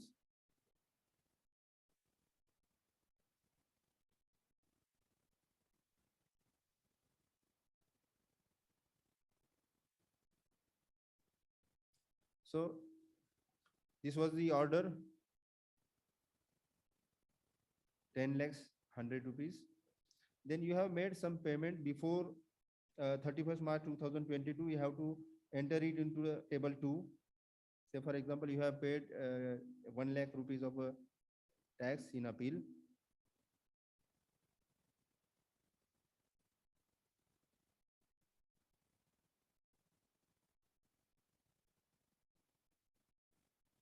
Then here you have to give a breakup of the dues outstanding as on 1st April 2022.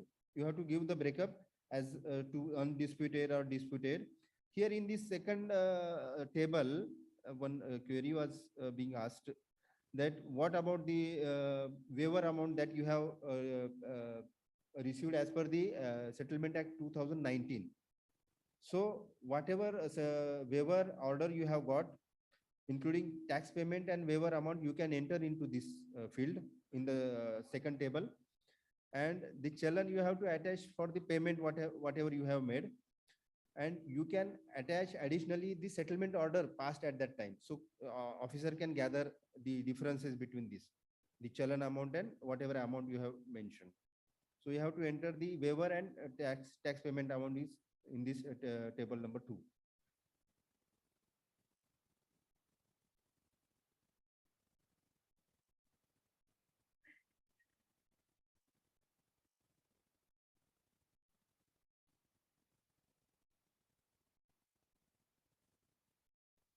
So now 9 lakhs are remained.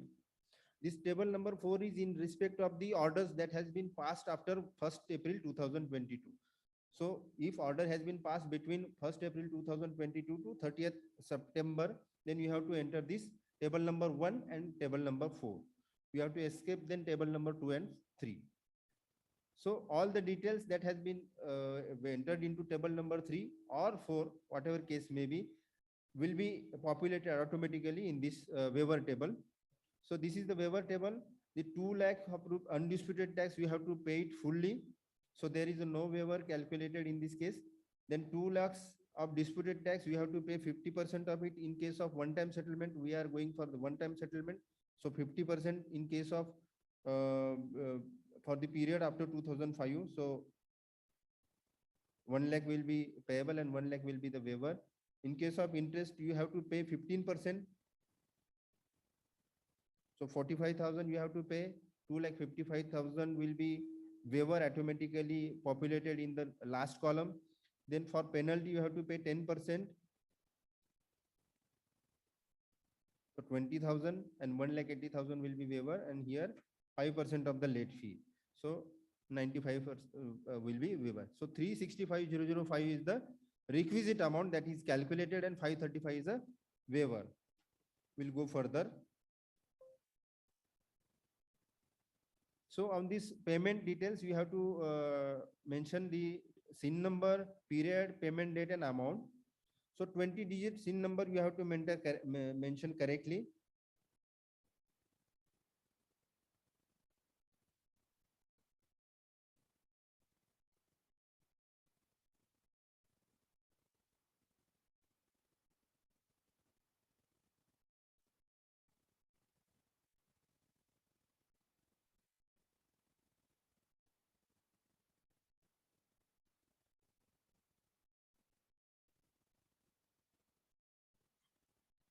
So 1 lakh rupees was paid before 31st March 2022. We have entered the SIN details and other details. Now the requisite amount payment details you have to fill up in the table B.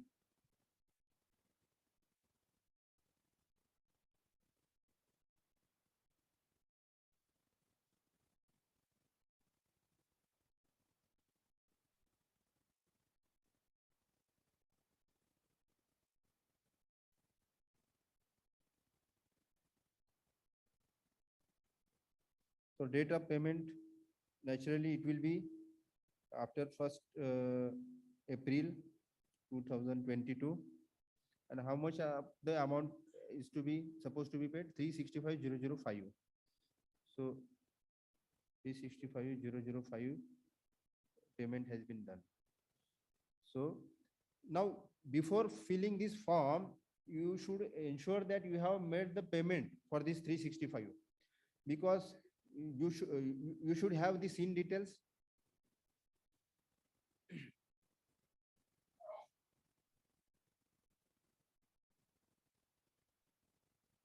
You should have the SIN details and the payment details in hand. You have to when you are filing the application, the payment should have been done before filing an application. So make a payment first as per the waiver calculation, and then you start filling the application. So we have entered the details of the payment correctly. Now this is the last page of declaration. Here all details has been populated automatically. Just you have to mention the capacity or designation and place, and then you can generate the text file. If any of your field you realize that you have made a mistake while filling the application and you want to go back, if you come back, you have to refresh this page. You have to refresh this page and then re-enter the details. Once you refresh the page, then only you will be able to enter the correct details. So generate text file, on clicking generate text file, the text file has been created, and which is on your desktop. So you take care that not to touch or not to open this text file. If you open that text file, it will get corrupted, and you will not be able to upload that text file. So now text file has been created. I will show you how to upload this on the dealers portal. Okay. So we'll go to the dealers portal. This is our testing link.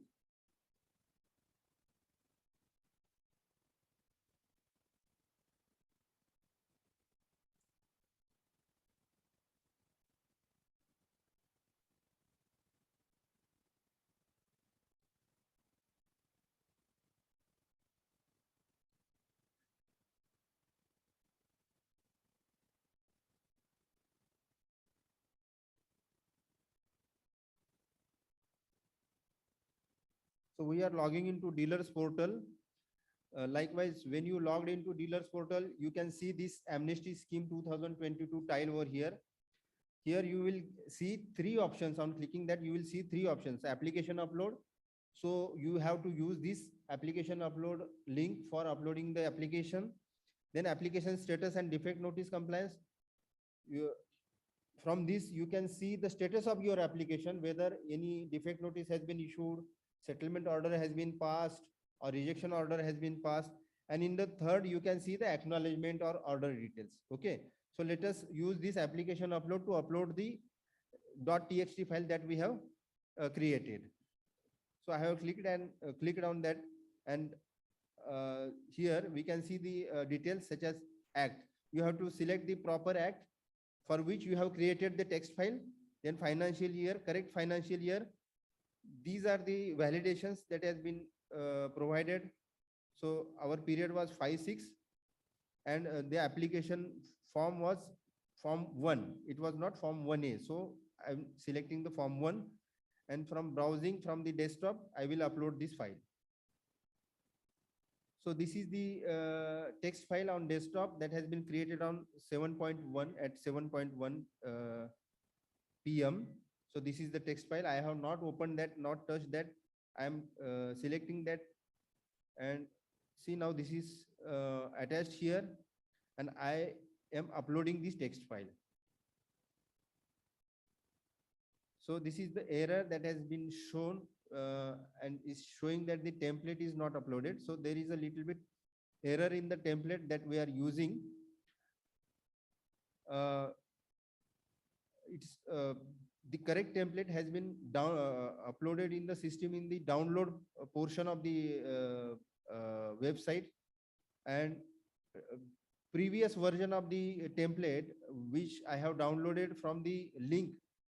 So therefore this error was there. So on the clicking this upload text file, the text file will get uploaded, and you can see the details of the application in the second and third link, application status and acknowledgement. So this is the all procedure that you have to follow for uploading the application, uploading the documents, and viewing the details. So we'll switch to our PowerPoint presentation and see some other details.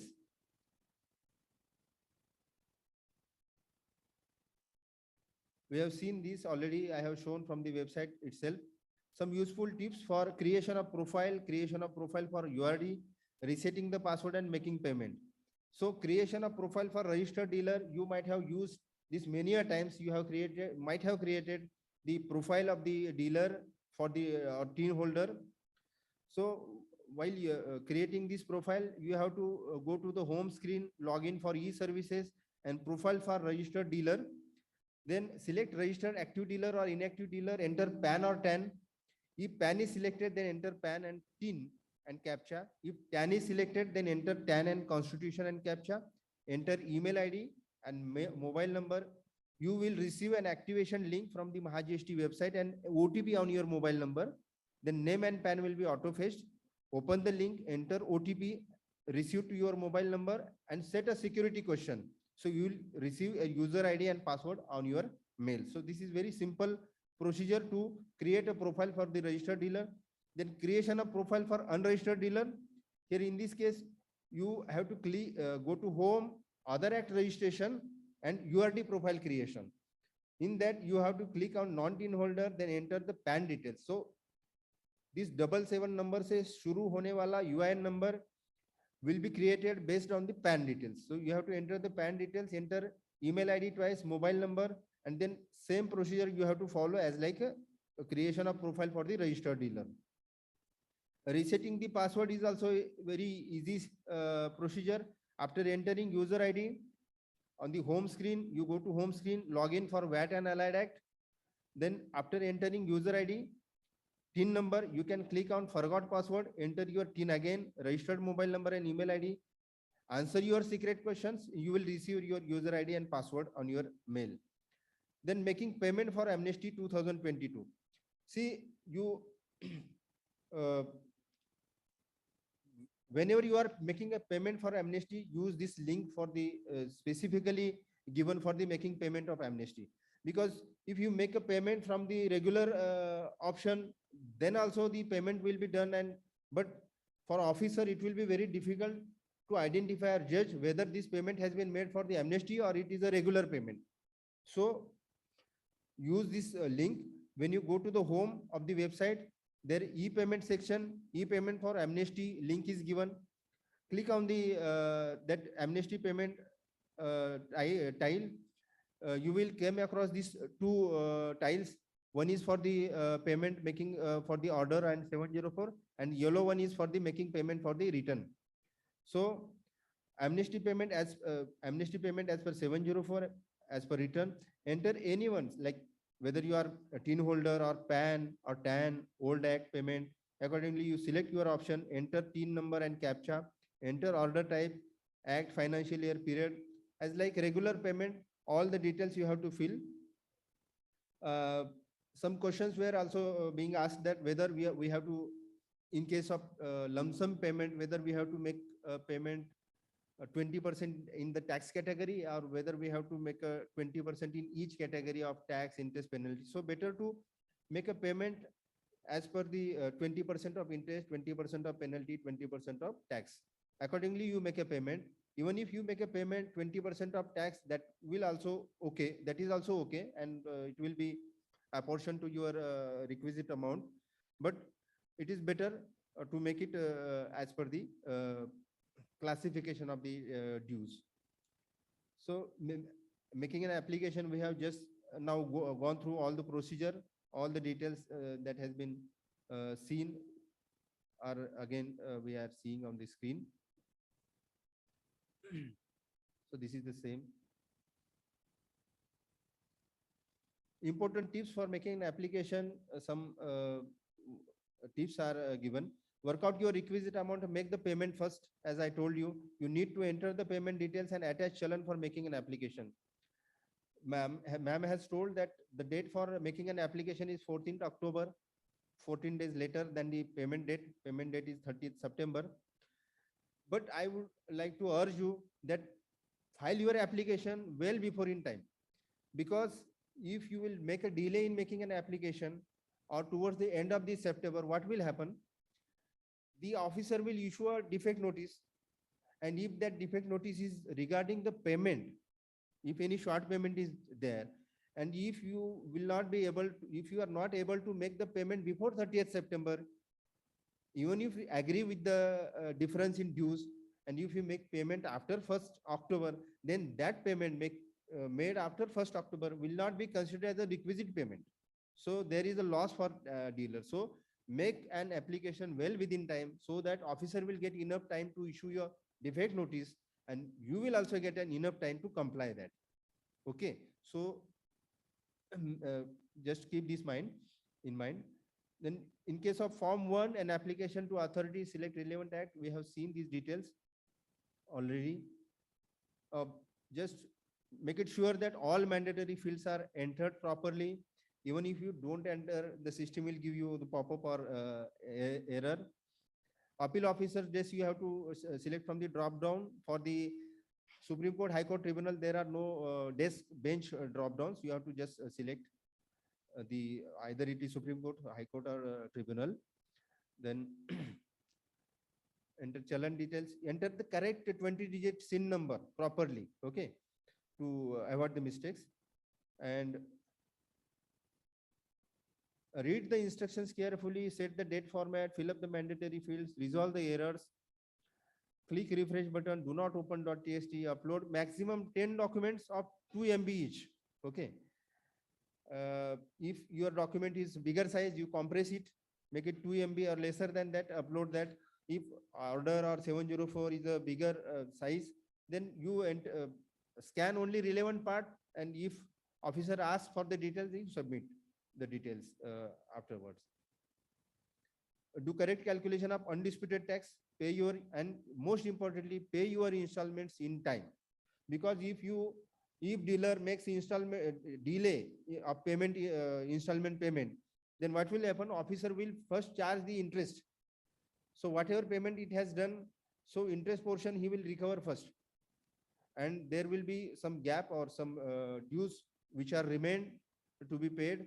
So even if the taxpayer pays full amount of installments, due to late payment, there will be some gap or some short payment, which he will not be able to get the benefit of amnesty, and he have to pay 100% in as per the relevant act, not as per the amnesty. So make the amnesty installment payment well within the time.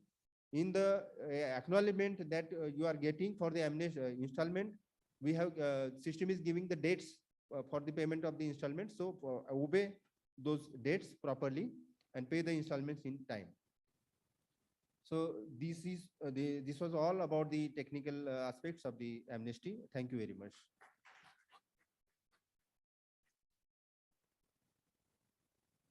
Thank you, sir.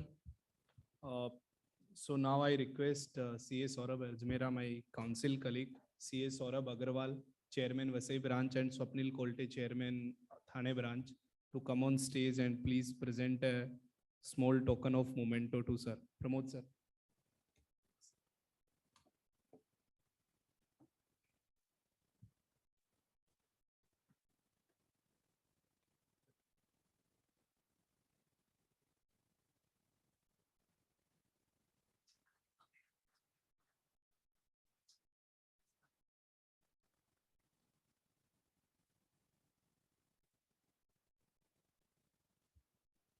Trupti ma'am, please.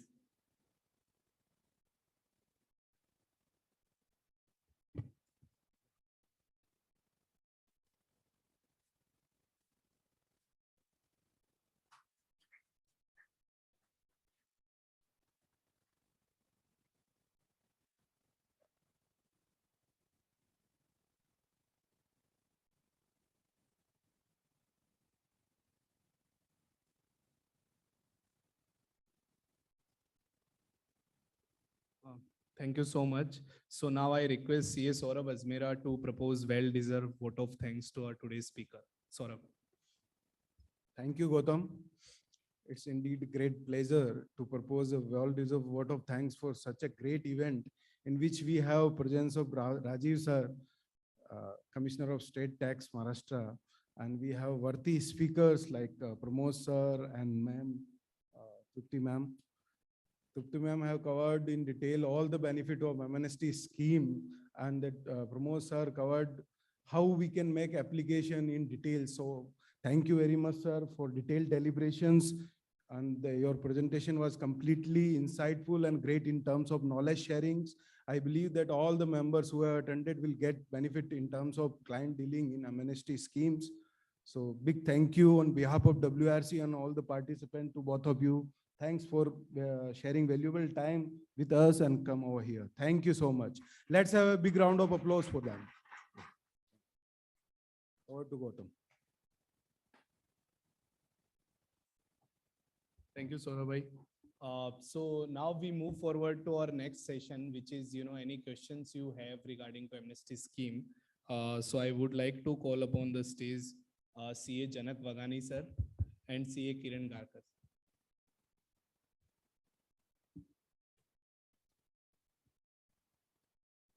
Yes.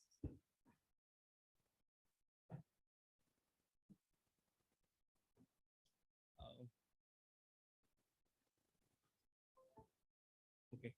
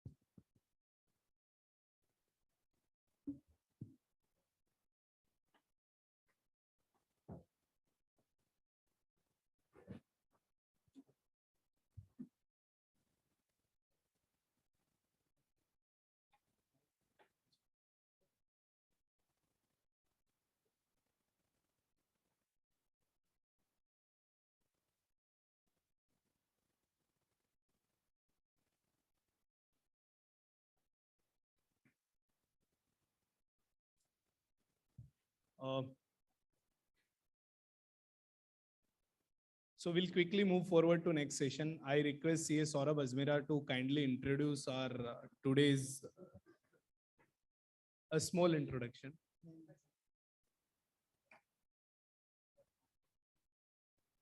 As requested, it will be small introduction for our panelists.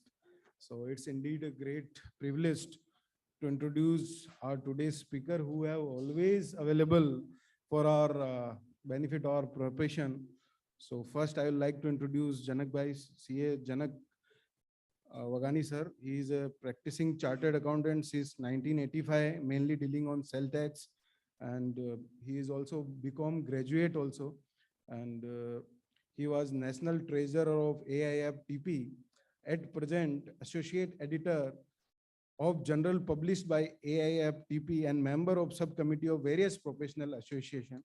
Now I like to introduce our next panelist, Sri Kiran Ji Garkar sir. He is also always available for our professional support in the profession. He is a BCom of Bombay University and chartered accountant. Also passed final examination held by Cost and Works Accountant of India. At present, practicing as chartered accountants, mainly dealing on cell tax. He has contributed to guide to MWAIT audit published by Institute of Chartered Accountant of India, WIRC. He has been faculty of various seminars, incentive study courses held by various trade associations like Printers Association, Artificial Jewelry Association. He was part of department MWAIT MWAIT training, State Revenue Audit Refresher course. So let's welcome with a big round of applause to both our panelists. Thank you, sir. Thank you for joining us.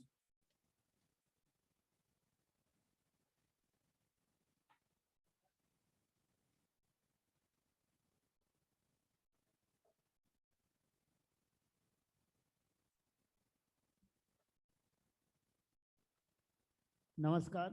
Now we are getting too much late. So I want any queries, then we can reply that if there is any query. Yes, please, you can come over here.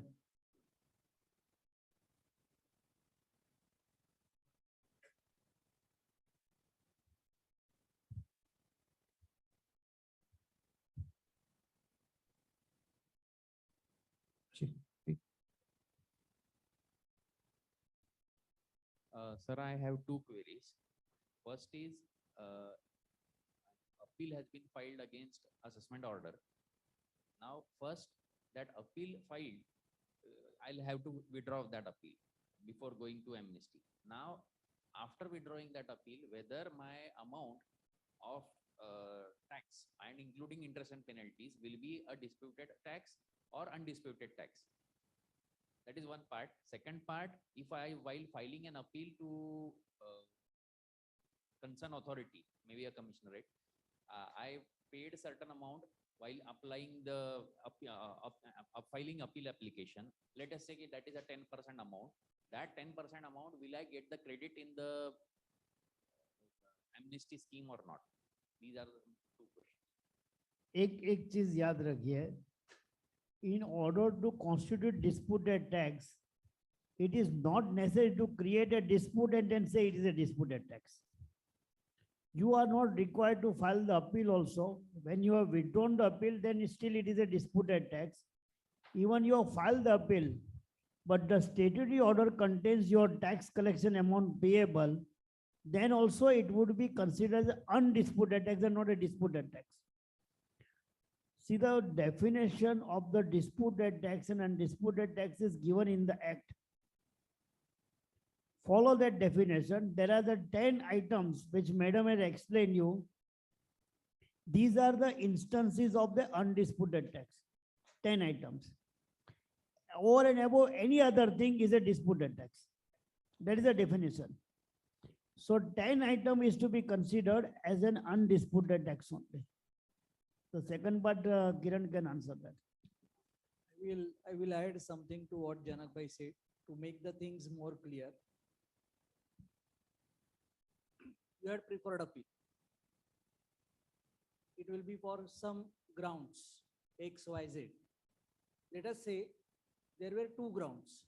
First, there was TDS amount which you had claimed, but it was not granted to you by that officer. That was one of the aspects. And second point was regarding the tax levied on service tax element when you were under composition. These two were the points. You have withdrawn the appeal. Now, if you refer to the definition of disputed tax, undisputed tax, etc., your first point that TDS deduction was not granted to you. Maybe it will be a disputed amount for the purpose of appeal, but as far as the scheme is concerned, you will have to treat it as undisputed tax and pay 100% of it. As far as second aspect, that tax was levied on service tax element, whether it was under composition or not, etc. Now that particular point is still in litigative mode because the appeal has been preferred in High Court. You will have to treat it as disputed tax and you can pay 50% or 30%, 50% only because it will be post 2005 and you can opt for amnesty. Now, second part of your query, that 10% part payment which you have made, you have to work out whatever your dues are there or amount of arrears as on 31st of March 2022. So that 10% whatever you have paid will be taken care of. Now coming to the second aspect, when you have to work out what is the amount to be paid by you. As I said, there were two aspects. First towards TDS, another towards service tax element. Now that 10%, if it gets covered for undisputed tax, first your undisputed tax will get wiped off from that 10%. And then rest of the calculation you will have to. I hope I am clear on that. Yes. Sir, appeal is filed and result is against the taxpayer and no further appeal is filed. So whether to file in part 1 as no appeal is filed or in part 2 as appeal filed category. It is, that process of can answer is very well. According to me, it should go as a no appeal is filed because you have not filed the appeal against the first appeal order. So it should be covered as a no appeal file because you are not required. Why that column is required? No appeal is filed or appeal is filed. That withdrawal of the appeal condition, you have to follow that. So No. when the first appeal is dismissed and then he has not filed the second appeal, so it will go as a no appeal file. Actually, the form could have been more refined to that extent. But as on today, whatever the forms, it asks you whether appeal is filed, appeal is not filed. In your case, when first appeal is dismissed, you had option to file second appeal before the tribunal, but which you have not opted for. So it goes under the category appeal is not filed. And you will have to proceed further. Yes. So one of my client is small dealer. So an order notice was served to them. So like a mismatch of ITC. So it was like 20-25 lakhs. The thing is, for some reason the notice was not served or maybe whatever the reason was. So the officer have already passed the order as best judgment. So now what, how can he claim the benefit of this settlement scheme? We can review the order, right? So, but Let us come to that query and then generally we can say. Okay. See, this is the beautiful aspect of this scheme is that even you have got an order, you can get it modified during the period of the scheme by way of filing an appeal or by way of rectification. In case of a mismatch, the section 24(2) of the VAT Act gives you an opportunity to apply for the rectification of mistake and produce the online ledger confirmation, then you will get the relief. In the case of the for the balance amount, you can go for the scheme. Yes. CST appeal का CST का case है जिधर order pass हुआ था suspend order, फिर हमने appeal file किया था जिसमें पार्शियल सी फॉर्म्स थे हमारे पास, कुछ सी फॉर्म थे कुछ सी फॉर्म नहीं थे, तो जो नहीं थे उसके लिए तो 100% टैक्स पे कर दिया था। तो अब जो ऑर्डर जो अमाउंट बच रहा है, जो पे कर दिया उसके बाद जो अमाउंट बच रहा है उसके हिसाब से अगर हम 20% करते हैं, लेट्स से अगर 50 रुपीज का टैक्स बच रहा है और जो भी 20% आ रहा है टोटल पेएबल का, उसका 20% करते हैं, उसका अमाउंट समझ लो 100 रुपये आ रहा है। और अगर मैं ऐसा करूँ कि टैक्स का 50% एंड इंटरेस्ट का 15%, तो वो अमाउंट कम आ रहा है। तो क्या मेरे पास दोनों ऑप्शन अवेलेबल है if the liability is less than 10 lakhs? I am not sure. If liability is less than 10 lakhs, you get two options. First is lump sum 20% and second one-time option. Now choice is yours. You have to take call.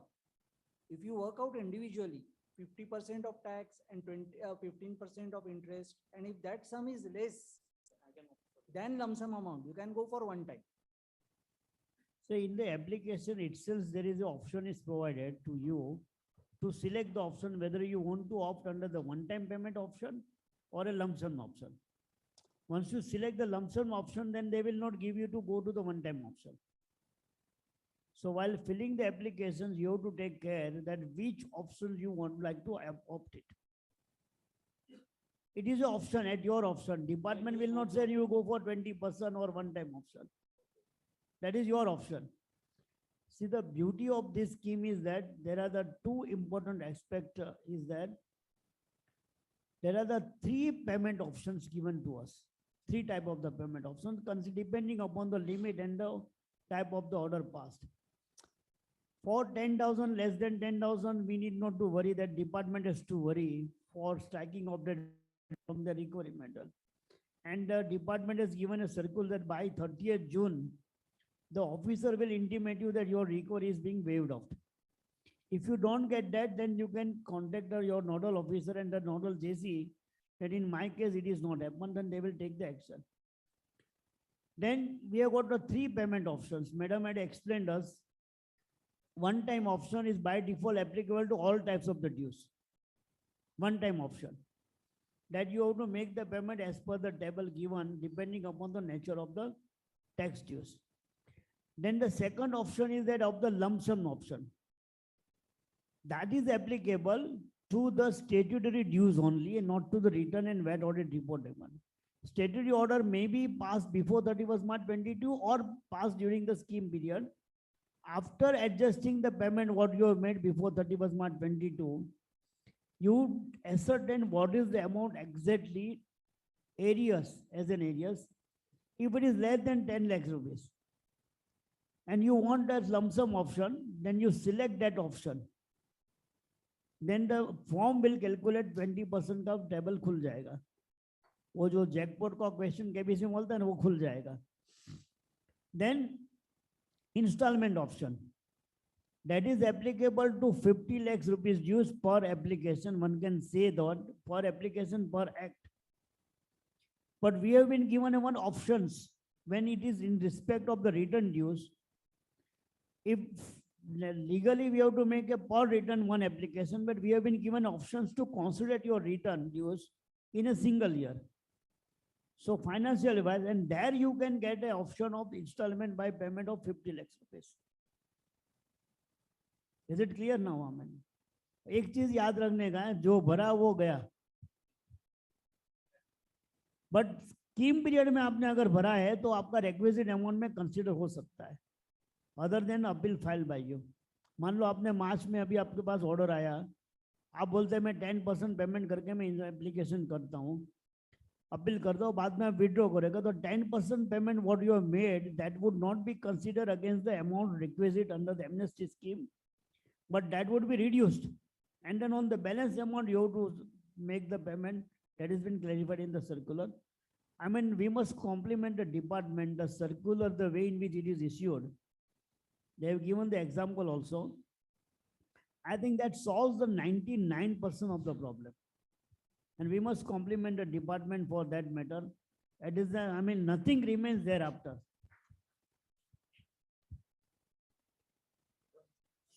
One second. I will just try to clarify your point, because especially I am fully aware कि आप जब उधर से query करते हो, then you have particular question in your mind, particular client before your eyes when you are putting a query.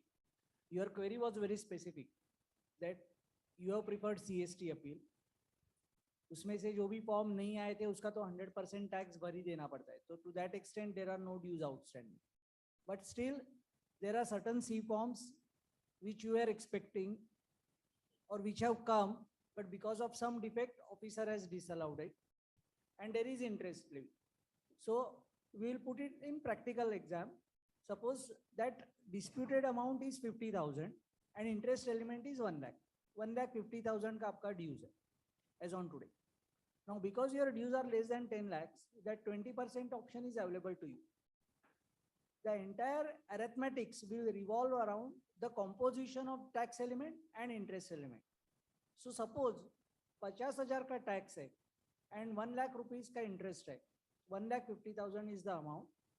Now you do calculation कि अगर scheme के मुताबिक आप calculate करते हो तो 50,000 के 50% यानी 25,000 and 15% of interest, that is 15,000. So total will come to 40,000. 40,000 for one time option. Against that, 1.5 lakh ka 20% is 30,000. So 30,000 is always beneficial to you. You will have to be very careful while selecting the option that you are making payment under lump sum option. And as sir said, this was basically the question arising कि मेरे जैसा आदमी रहेगा तो मैं बोलूंगा कि lump sum amount है तो 20% टैक्स के फील्ड में भर दो, because otherwise there is no meaning to say it is a lumpsum payment. But unfortunately help desk को अगर आप फोन करेंगे तो हेल्प डेस्क वाले स्पेसिफिकली बोल रहे हैं कि आप टैक्स का 20% कैलकुलेट करके भरो और इंटरेस्ट का 20% कैलकुलेट करके भरो. तो either way you should get benefit if you are making payment of 30,000. Now we take the reverse mode of it. 1.5 lakh के ड्यूज है लेकिन tax element is 20,000 and interest element is 1,30,000. Then your calculation is on reverse mode because उधर tax का 10,000 आ रहा है और interest का 19,500 आ रहा है. तो your amount is coming to 29,500 compared to 20% lump sum of 30,000. Then you will have to select one time payment option. Here while making payment you will have to be very specific while making payment of tax 50%, interest 15%, and put up your application. So it will all depend upon the composition and structure of your dues which are in appeal. This, both the options are not available if my dues are more than 10 lakhs, correct? Only 50, Yeah. 15, 5.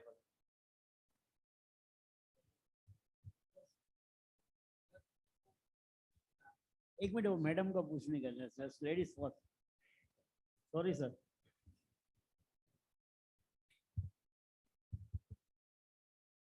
Thank you, sir. Good evening. Yeah. So my question is, ये जो 10 lakh calculate करना है ना, तो समझो मेरा demand 15 lakh का था, मैंने अपील फाइल की तो 5 लाख भर दिया, तो 6 लाख भर दिया, तो अब मेरा 9 लाख हो गया, तो क्या मुझे वो ऑप्शन मिलेगा? क्योंकि Yes. ओरिजिनल डिमांड 15 लाख है. Yes, ma'am. Yes, Nine. ma'am. The amount which is pending as on 31st of March 2022 is 9 lakhs of rupees. Right. Don't go to original order, what were your dues? अच्छा. What are the dues as on 31st of March 2022? अगर वो 10 लाख से कम है तो you will get the benefit of 20% of. और जो सी form वाला जो अपील फाइल किया है वो वेस्ट है, क्योंकि उसमें तो पूरा पैसा भरना पड़ा, तो उसमें कोई बेनिफिट नहीं मिलेगा, क्योंकि लेकिन इंटरेस्ट का मिलेगा. हाँ, ना. इंटरेस्ट का 20% कैलकुलेट कर सकते. Thank you. एक मिनट.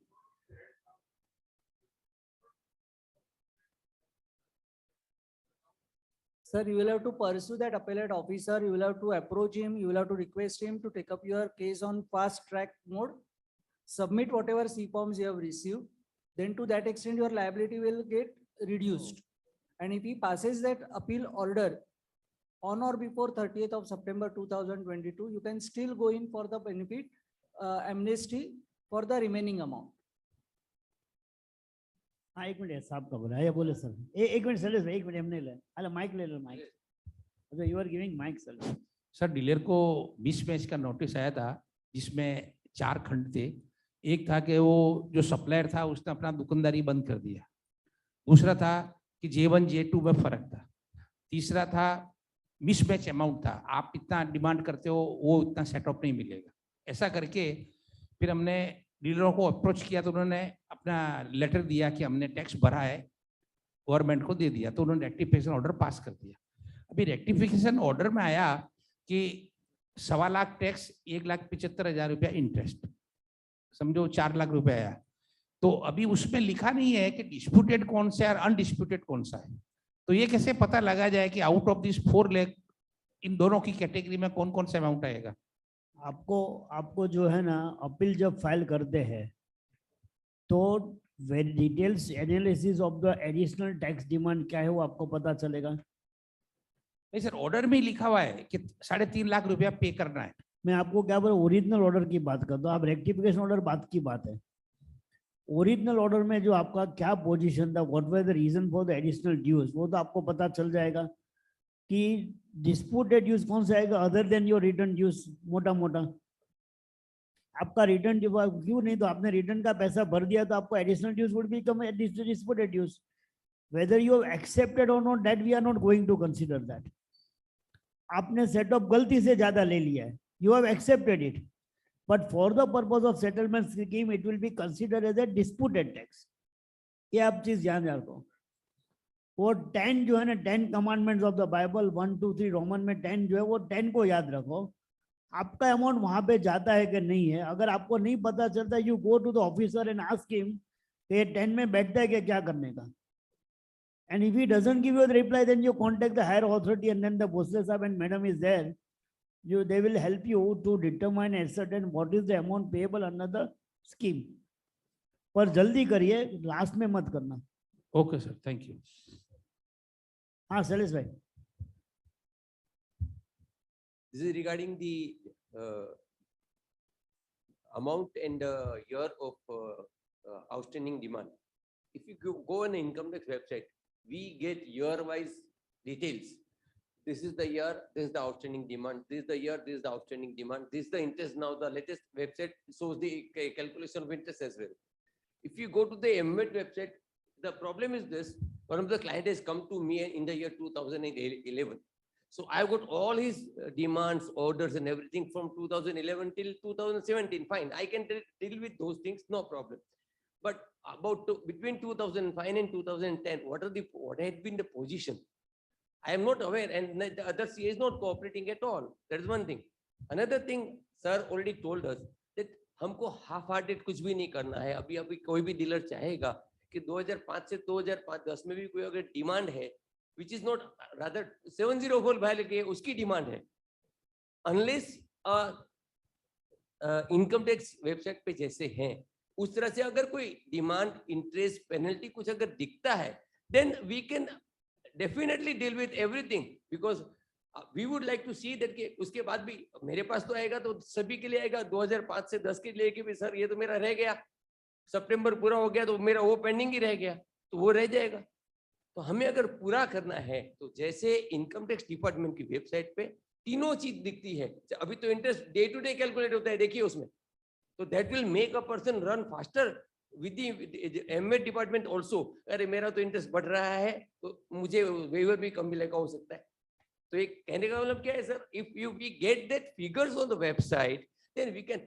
सर आप अपने ऑफिसर्स के पास भी अपडेटेड इंफॉर्मेशन नहीं है, 2005 की इंफॉर्मेशन किसी के पास भी नहीं, कोई भी नहीं दे रहा है।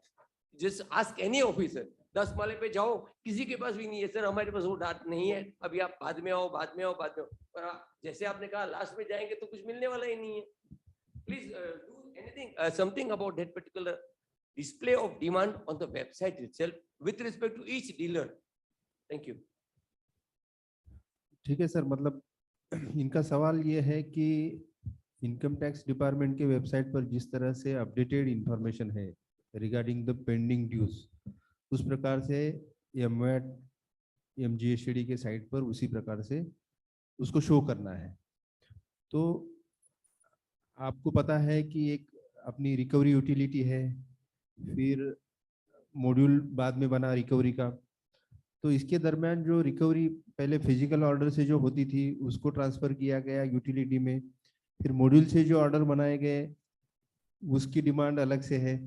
तो इसको मतलब जो हमारा जो माइग्रेशन हुआ फ्रॉम द फिजिकल से लेकर के ऑनलाइन के ऊपर, इसके बीच में जो एंट्रीज जो है उसको अपडेटेड करना या उसको जो भी क्लोज हुआ है उसको क्लोज करना, उसमें जो भी गैप रहा है उसको हम देखते हैं, मतलब सर का और एडमिनिस्ट्रेटिव गाइडलाइंस लेकर के डिसीजन लेकर के इस प्रकार से उसमें सुधारना कर सकते हैं और ड्यू जो है उसको अपडेटेड करेंगे। इनकम टैक्स जो है वो डायरेक्ट टैक्स है, अभी भी जैसे पहले था वैसे चल रहा है। अब ये जो है हमारे पुराने टैक्सेस है जो सब्जुम हुए हैं।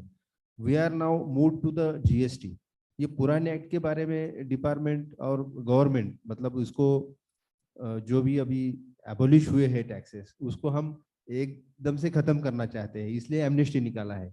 इसलिए 20% तक का पेमेंट करके, मतलब इतना कम पेमेंट करके 80% वेवर ले लो या जो भी बेनिफिट दिया है एमनेस्टी में वो इसी हिसाब से दिया है कि इसको क्लोज कर लेना है।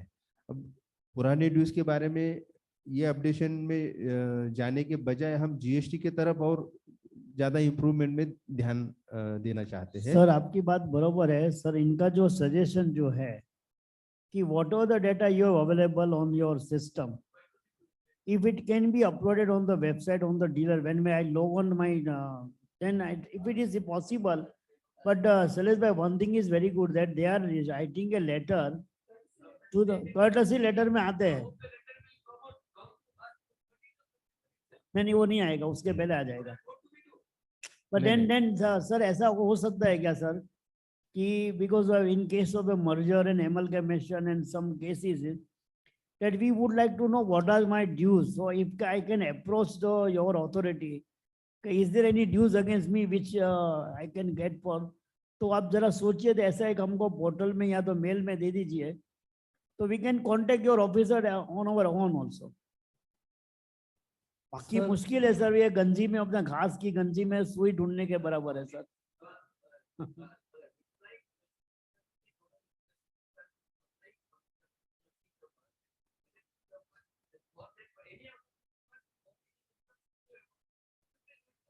See, we have around, जैसे CST सर ने बोला कि we have around 4.5 lakh entries है। जो भी पुराने एक्ट मतलब GST छोड़ करके जो भी जितनी भी एंट्रीज पेंडिंग है हमारे लिस्ट में, उसमें लगभग 4.5 लाख एंट्रीज है, जिसको डिवीजन वाइज है, ऑफिसर वाइज है, और उसको मतलब अपील वाइज है। मतलब अपील के कौन से अपील में है, DC appeal, JC appeal, tribunal, high court, supreme court, उस प्रकार से पूरी लिस्ट है हमारे पास में। ये हम सब कर्टसी लेटर से सबको इन्फॉर्म तो कर ही रहे हैं। उसके बावजूद अगर समझो अभी हम नासिक में गए थे, वहाँ एक सवाल ऐसा ही आया कि हमें पता है कि हमारे ड्यूज है लेकिन हमारे पास कुछ डॉक्यूमेंट नहीं है। हमें पता है कि हमारे ड्यूज है लेकिन हमारे पास डॉक्यूमेंट नहीं है, तो in that case the person can approach to the department or officer and get the details. If they are there, you make an application. If those are not there, then लेकिन अभी आप जो बात कर रहे हैं कि डीलर को मालूम है उसके ड्यूज है और वो अप्रोच होता है, but I have come across 2-3 courtesy letters in this fashion. The dealer is not aware that these orders were passed, and especially I will share it with you, sir. The period is 5, 6, 6, 7, 7, 8. When all those issue based 23 pi concept was going on, and simultaneously 704 के cell से separate काम होता था, तो it is very difficult situation, sir, for particular dealer 6, 7, 7, 8 period. The courtesy letter shows X amount. I am having order of Y amount. For that Y amount, I already approached in 2019 amnesty settlement order is with me. But still that letter shows some other dues. Now, when I approach that particular officer, he says, "ये तो सिर्फ हमारे computer पे even I will not be in a position to share that order with you." अगर order नहीं मिलेगा, तो how we will proceed with application? I agree with this because these two kinds of differences may be there. One is that as you said, office मतलब tax payer को पता ही नहीं है कि हमारे कुछ ऐसे ड्यूज है और कर्टसी लेटर भेजा है, तो मतलब ऑर्डर हुआ था और वो प्रॉपरली कम्युनिकेट नहीं हुआ, हो सकता है, या पेस्टिंग से सर्विस हुआ या जो भी है उसमें लैक्यूना रह गया। दूसरी बात यह है कि टैक्स पेयर को पता है ड्यूज है, उसने भर भी दिए हैं, सर्टेन अमाउंट भरा है या पूरा अमाउंट भरा है, लेकिन अपडेशन नहीं हुआ ऑफिसर के एंड पर। तो इन दैट केस अगर डिटेल्स टैक्स पेयर के पास है तो सबमिट दिखा देते हैं, तो उधर के उधर क्लोज हो जाएंगे और उसमें आगे जाने की बात नहीं आएगी फिर। सर एक सजेशन क्या है कि when the Kiran has said that in certain cases officer does not have the order on their hand. If it is a small amount and we say okay don't mind we pay 20% close it, then in such cases the insistence of the copy of order to be attached therewith, that condition can be waived. When you don't have the order, I don't have the order, but your demand is there. So these are the exceptional cases, sir, but there would be a cases. So our request is that in such cases, it is the duty of the department to provide me the order. Okay, I am not disputing the demand what you have got in the system. I will pay it 20%, whatever it may be. नहीं, ये ऐसे वाले situation में मानता हूँ कि है, क्योंकि BST के पीरियड में जो ऑर्डर्स हुए, काफी सारे मतलब ऑफिसर बदल गए, फाइलें हैं कहीं रिकॉर्ड सेक्शन में है कि कहीं पे रखी है, डिटेल्स निकालने को जाएंगे तो मिलेंगे या कुछ मिलेंगे भी नहीं, डिस्ट्रॉय हुए होंगे। सर लेकिन आप जो बोलते हैं इसके ऊपर एक एडमिनिस्ट्रेटिव कॉल हा sir, actually this is not the forum. तुम्ही पण डिसिजन घेऊ नाही शकणार या गोष्टीबद्दल, पण हा एक इश्यू तुमच्याकडे कुठेतरी डिस्कस व्हायला पाहिजे पाईपलाईन मध्ये. नाही, हा की डिस्कस अशा झाला जेव्हा- इश्यू 2-3 ठिकाणी आम्ही जिथे गेलो त्या ठिकाणी हा इश्यू डिस्कस झालेला आहे म्हणजे, आणि आम्ही ऍडमिनिस्ट्रेटिव्हली चर्चा करून काहीतरी त्याच्यामध्ये मार्ग काढण्याचा प्रयत्न करू. कारण सर कर्टसी लेटर मध्ये 30-40 हजार दिसत असेल तर मी पण व्यापाऱ्याला सांगणार आहे 20% भरून तू करून टाक, पण ऑर्डर नाही हातात तर मग तो काय अटॅच करणार आणि कसा पुढे जाणार. आणि सर रक्कम जर एकदम मुव्हिंग असेल 10 लाख 12 लाख वगैरे असेल तर पोटात गोळा येतो ना. कारण माझ्या हातात काहीतरी आहे which shows that dues were very less for which some action has been taken, rectification झालंय, काहीतरी झालंय, ते पण माझ्याकडे प्रूफ आहे. पण ऑर्डर काहीतरी वेगळंच भलतंच सांगते कर्टसी लेटर, तर that is a very difficult. ह्या तुम्ही एक कुठेतरी एक मशिनरी प्रोव्हिजन अवेलेबल करून दिली की समजा अशी केस जेसींच्याकडे पुटअप झाली किंवा काय झाली आणि ही पासेस द रिमार्क, तर त्या कर्टसी लेटर वरती किंवा कशावरती तरी तुम्ही ऍक्शन घेऊन ते मॅटर क्लोज करू शकता तुमच्या. चालेल सर, ठीक आहे. विचारा. Anyway, I mean, now time is too much now. This is the last query, sir, now, because then we have to close. Everything has a limit. Sir, one suggestion. Please request the appellate authorities to provide the live appeal data available with them to be uploaded on the system, because from 2015 to 2018, there has been many transfer of cases, and where these cases are now, nobody knows. Sir, वो that is the one, even I have got my 2 cases also. Sir को mic दीजिए ना sir. हाँ sir, आप बताइए पहले. नहीं, वो क्या है कि appellate authorities जैसे migrate transfer हो गया ना, we don't have the data where the appellate authority is situated. कौन से अपीलेट अथॉरिटी के पास में कौन सा केसेस है उसका एक लिस्ट आप एक लिस्ट अगर साइट पे हो जाता है तो it will be better that we can find out. we have a ready list of the cases having with the DCs and GCs appeal, GC and DC appeal. So we can publish that on the website also. Yes, But good, we'll good, take administrative directions first and we can Okay, provide. good, thank you. Yes, sir, last question. Yes, बोलिए sir.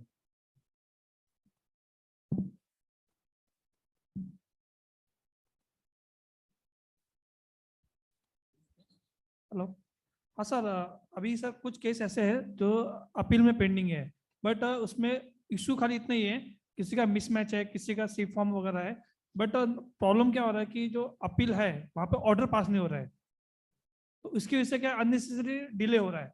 और जैसे sir ने कहा कि अब सितंबर तक रुक के मतलब नहीं है, तो अगर वो जो छोटे छोटे मिसमैच वाले इश्यूज हैं, जैसे सी फॉर्म का हो गया, आपका एच फॉर्म का हो गया, या फिर मिसमैच का आईटीसी, उसकी रीजन की वजह से हमने अपील किया हुआ है. तो अगर वो जिसमें डीलर थोड़ा बहुत रेडी है कि भाई कॉम्प्रोमाइज करके पे कर देगा, तो वो ऑर्डर फास्ट प्रोसेस हो, तो क्या हम जून जुलाई में इसका अपील ये एप्लीकेशन कर सके. सर, इसके लिए हम लोग WRC लेवल से what we have suggested to the commissioner office also, and today also I discussed with them that in case where you want that your orders to be modified in the period of the scheme, kindly make an application to the concerned authority that I would like to opt for the scheme. Kindly expedite my the appeal order or rectification order, SS order, whatever it may be. And if it doesn't give you the reply satisfactorily, then you can contact the nodal JC or a commissioner office also. Then they will issue the instruction that your order would be passed. Sir क्या है कि ये जो scheme legislature ने हमको दी है, where they have given that the order passed between the scheme is also eligible for the scheme, it becomes the duty of the department, and they are very aware of that. And I am sure that with the commissioners are we so cooperative and the departmental officer, that no deserved person would be deprived of the benefit of the scheme for want of passing of the order by the appropriate authority. I mean, I can give the guarantee on behalf of the commissioner because I have experience, and Bhosle Sahab and the madam can also vouch that. Only what we require that we have to take an efforts and make a communications to the officer concerned and the higher authority concerned. And that is our duty also. We would like that no person, deserved person should be deprived of the benefit. Sir, one more thing is there. Sir, मेरा appeal हुआ था, but due to non-attendance, it was dismissed. But something mismatch or mismatch of ITC is there, which I have available the confirmation ledger. So it is possible that for the confirmation which I available, I can file a rectification even if 24 months is over. 2012 circular, it says that in such cases, the rectification is possible. Okay.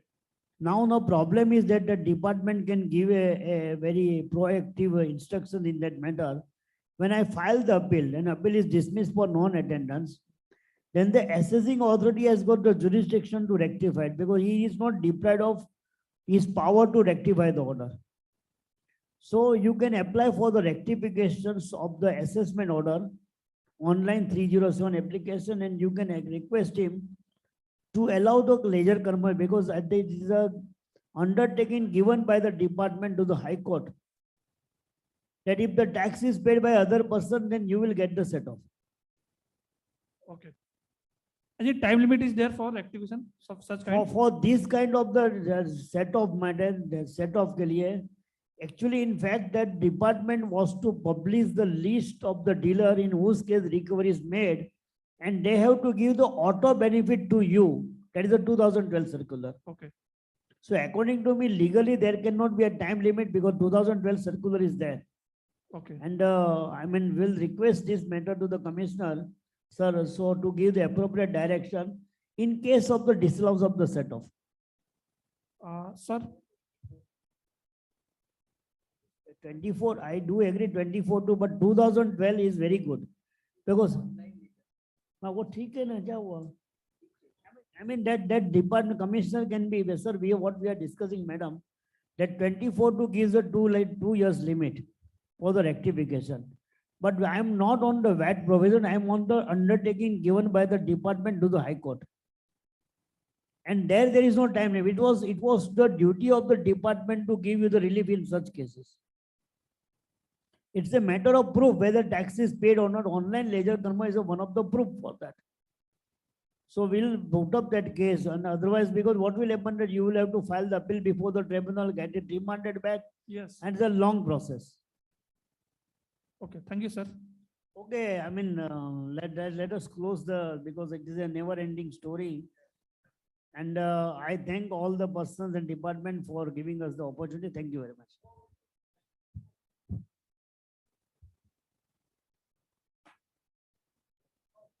Hello. For 2 minutes. We request to kindly wait for 2 minutes.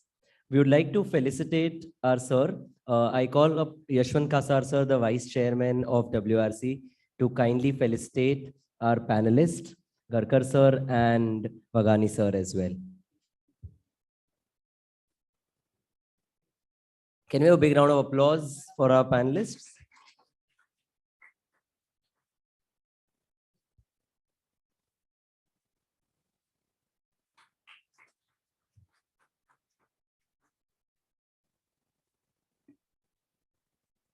On behalf of WRC, the entire team, I would like to thank everyone present here. Thank you so much for this public meeting on Maharashtra Tax Amnesty Scheme 2022. And thank you to all our speakers and panelists too. Thank you so much, everyone. Good night.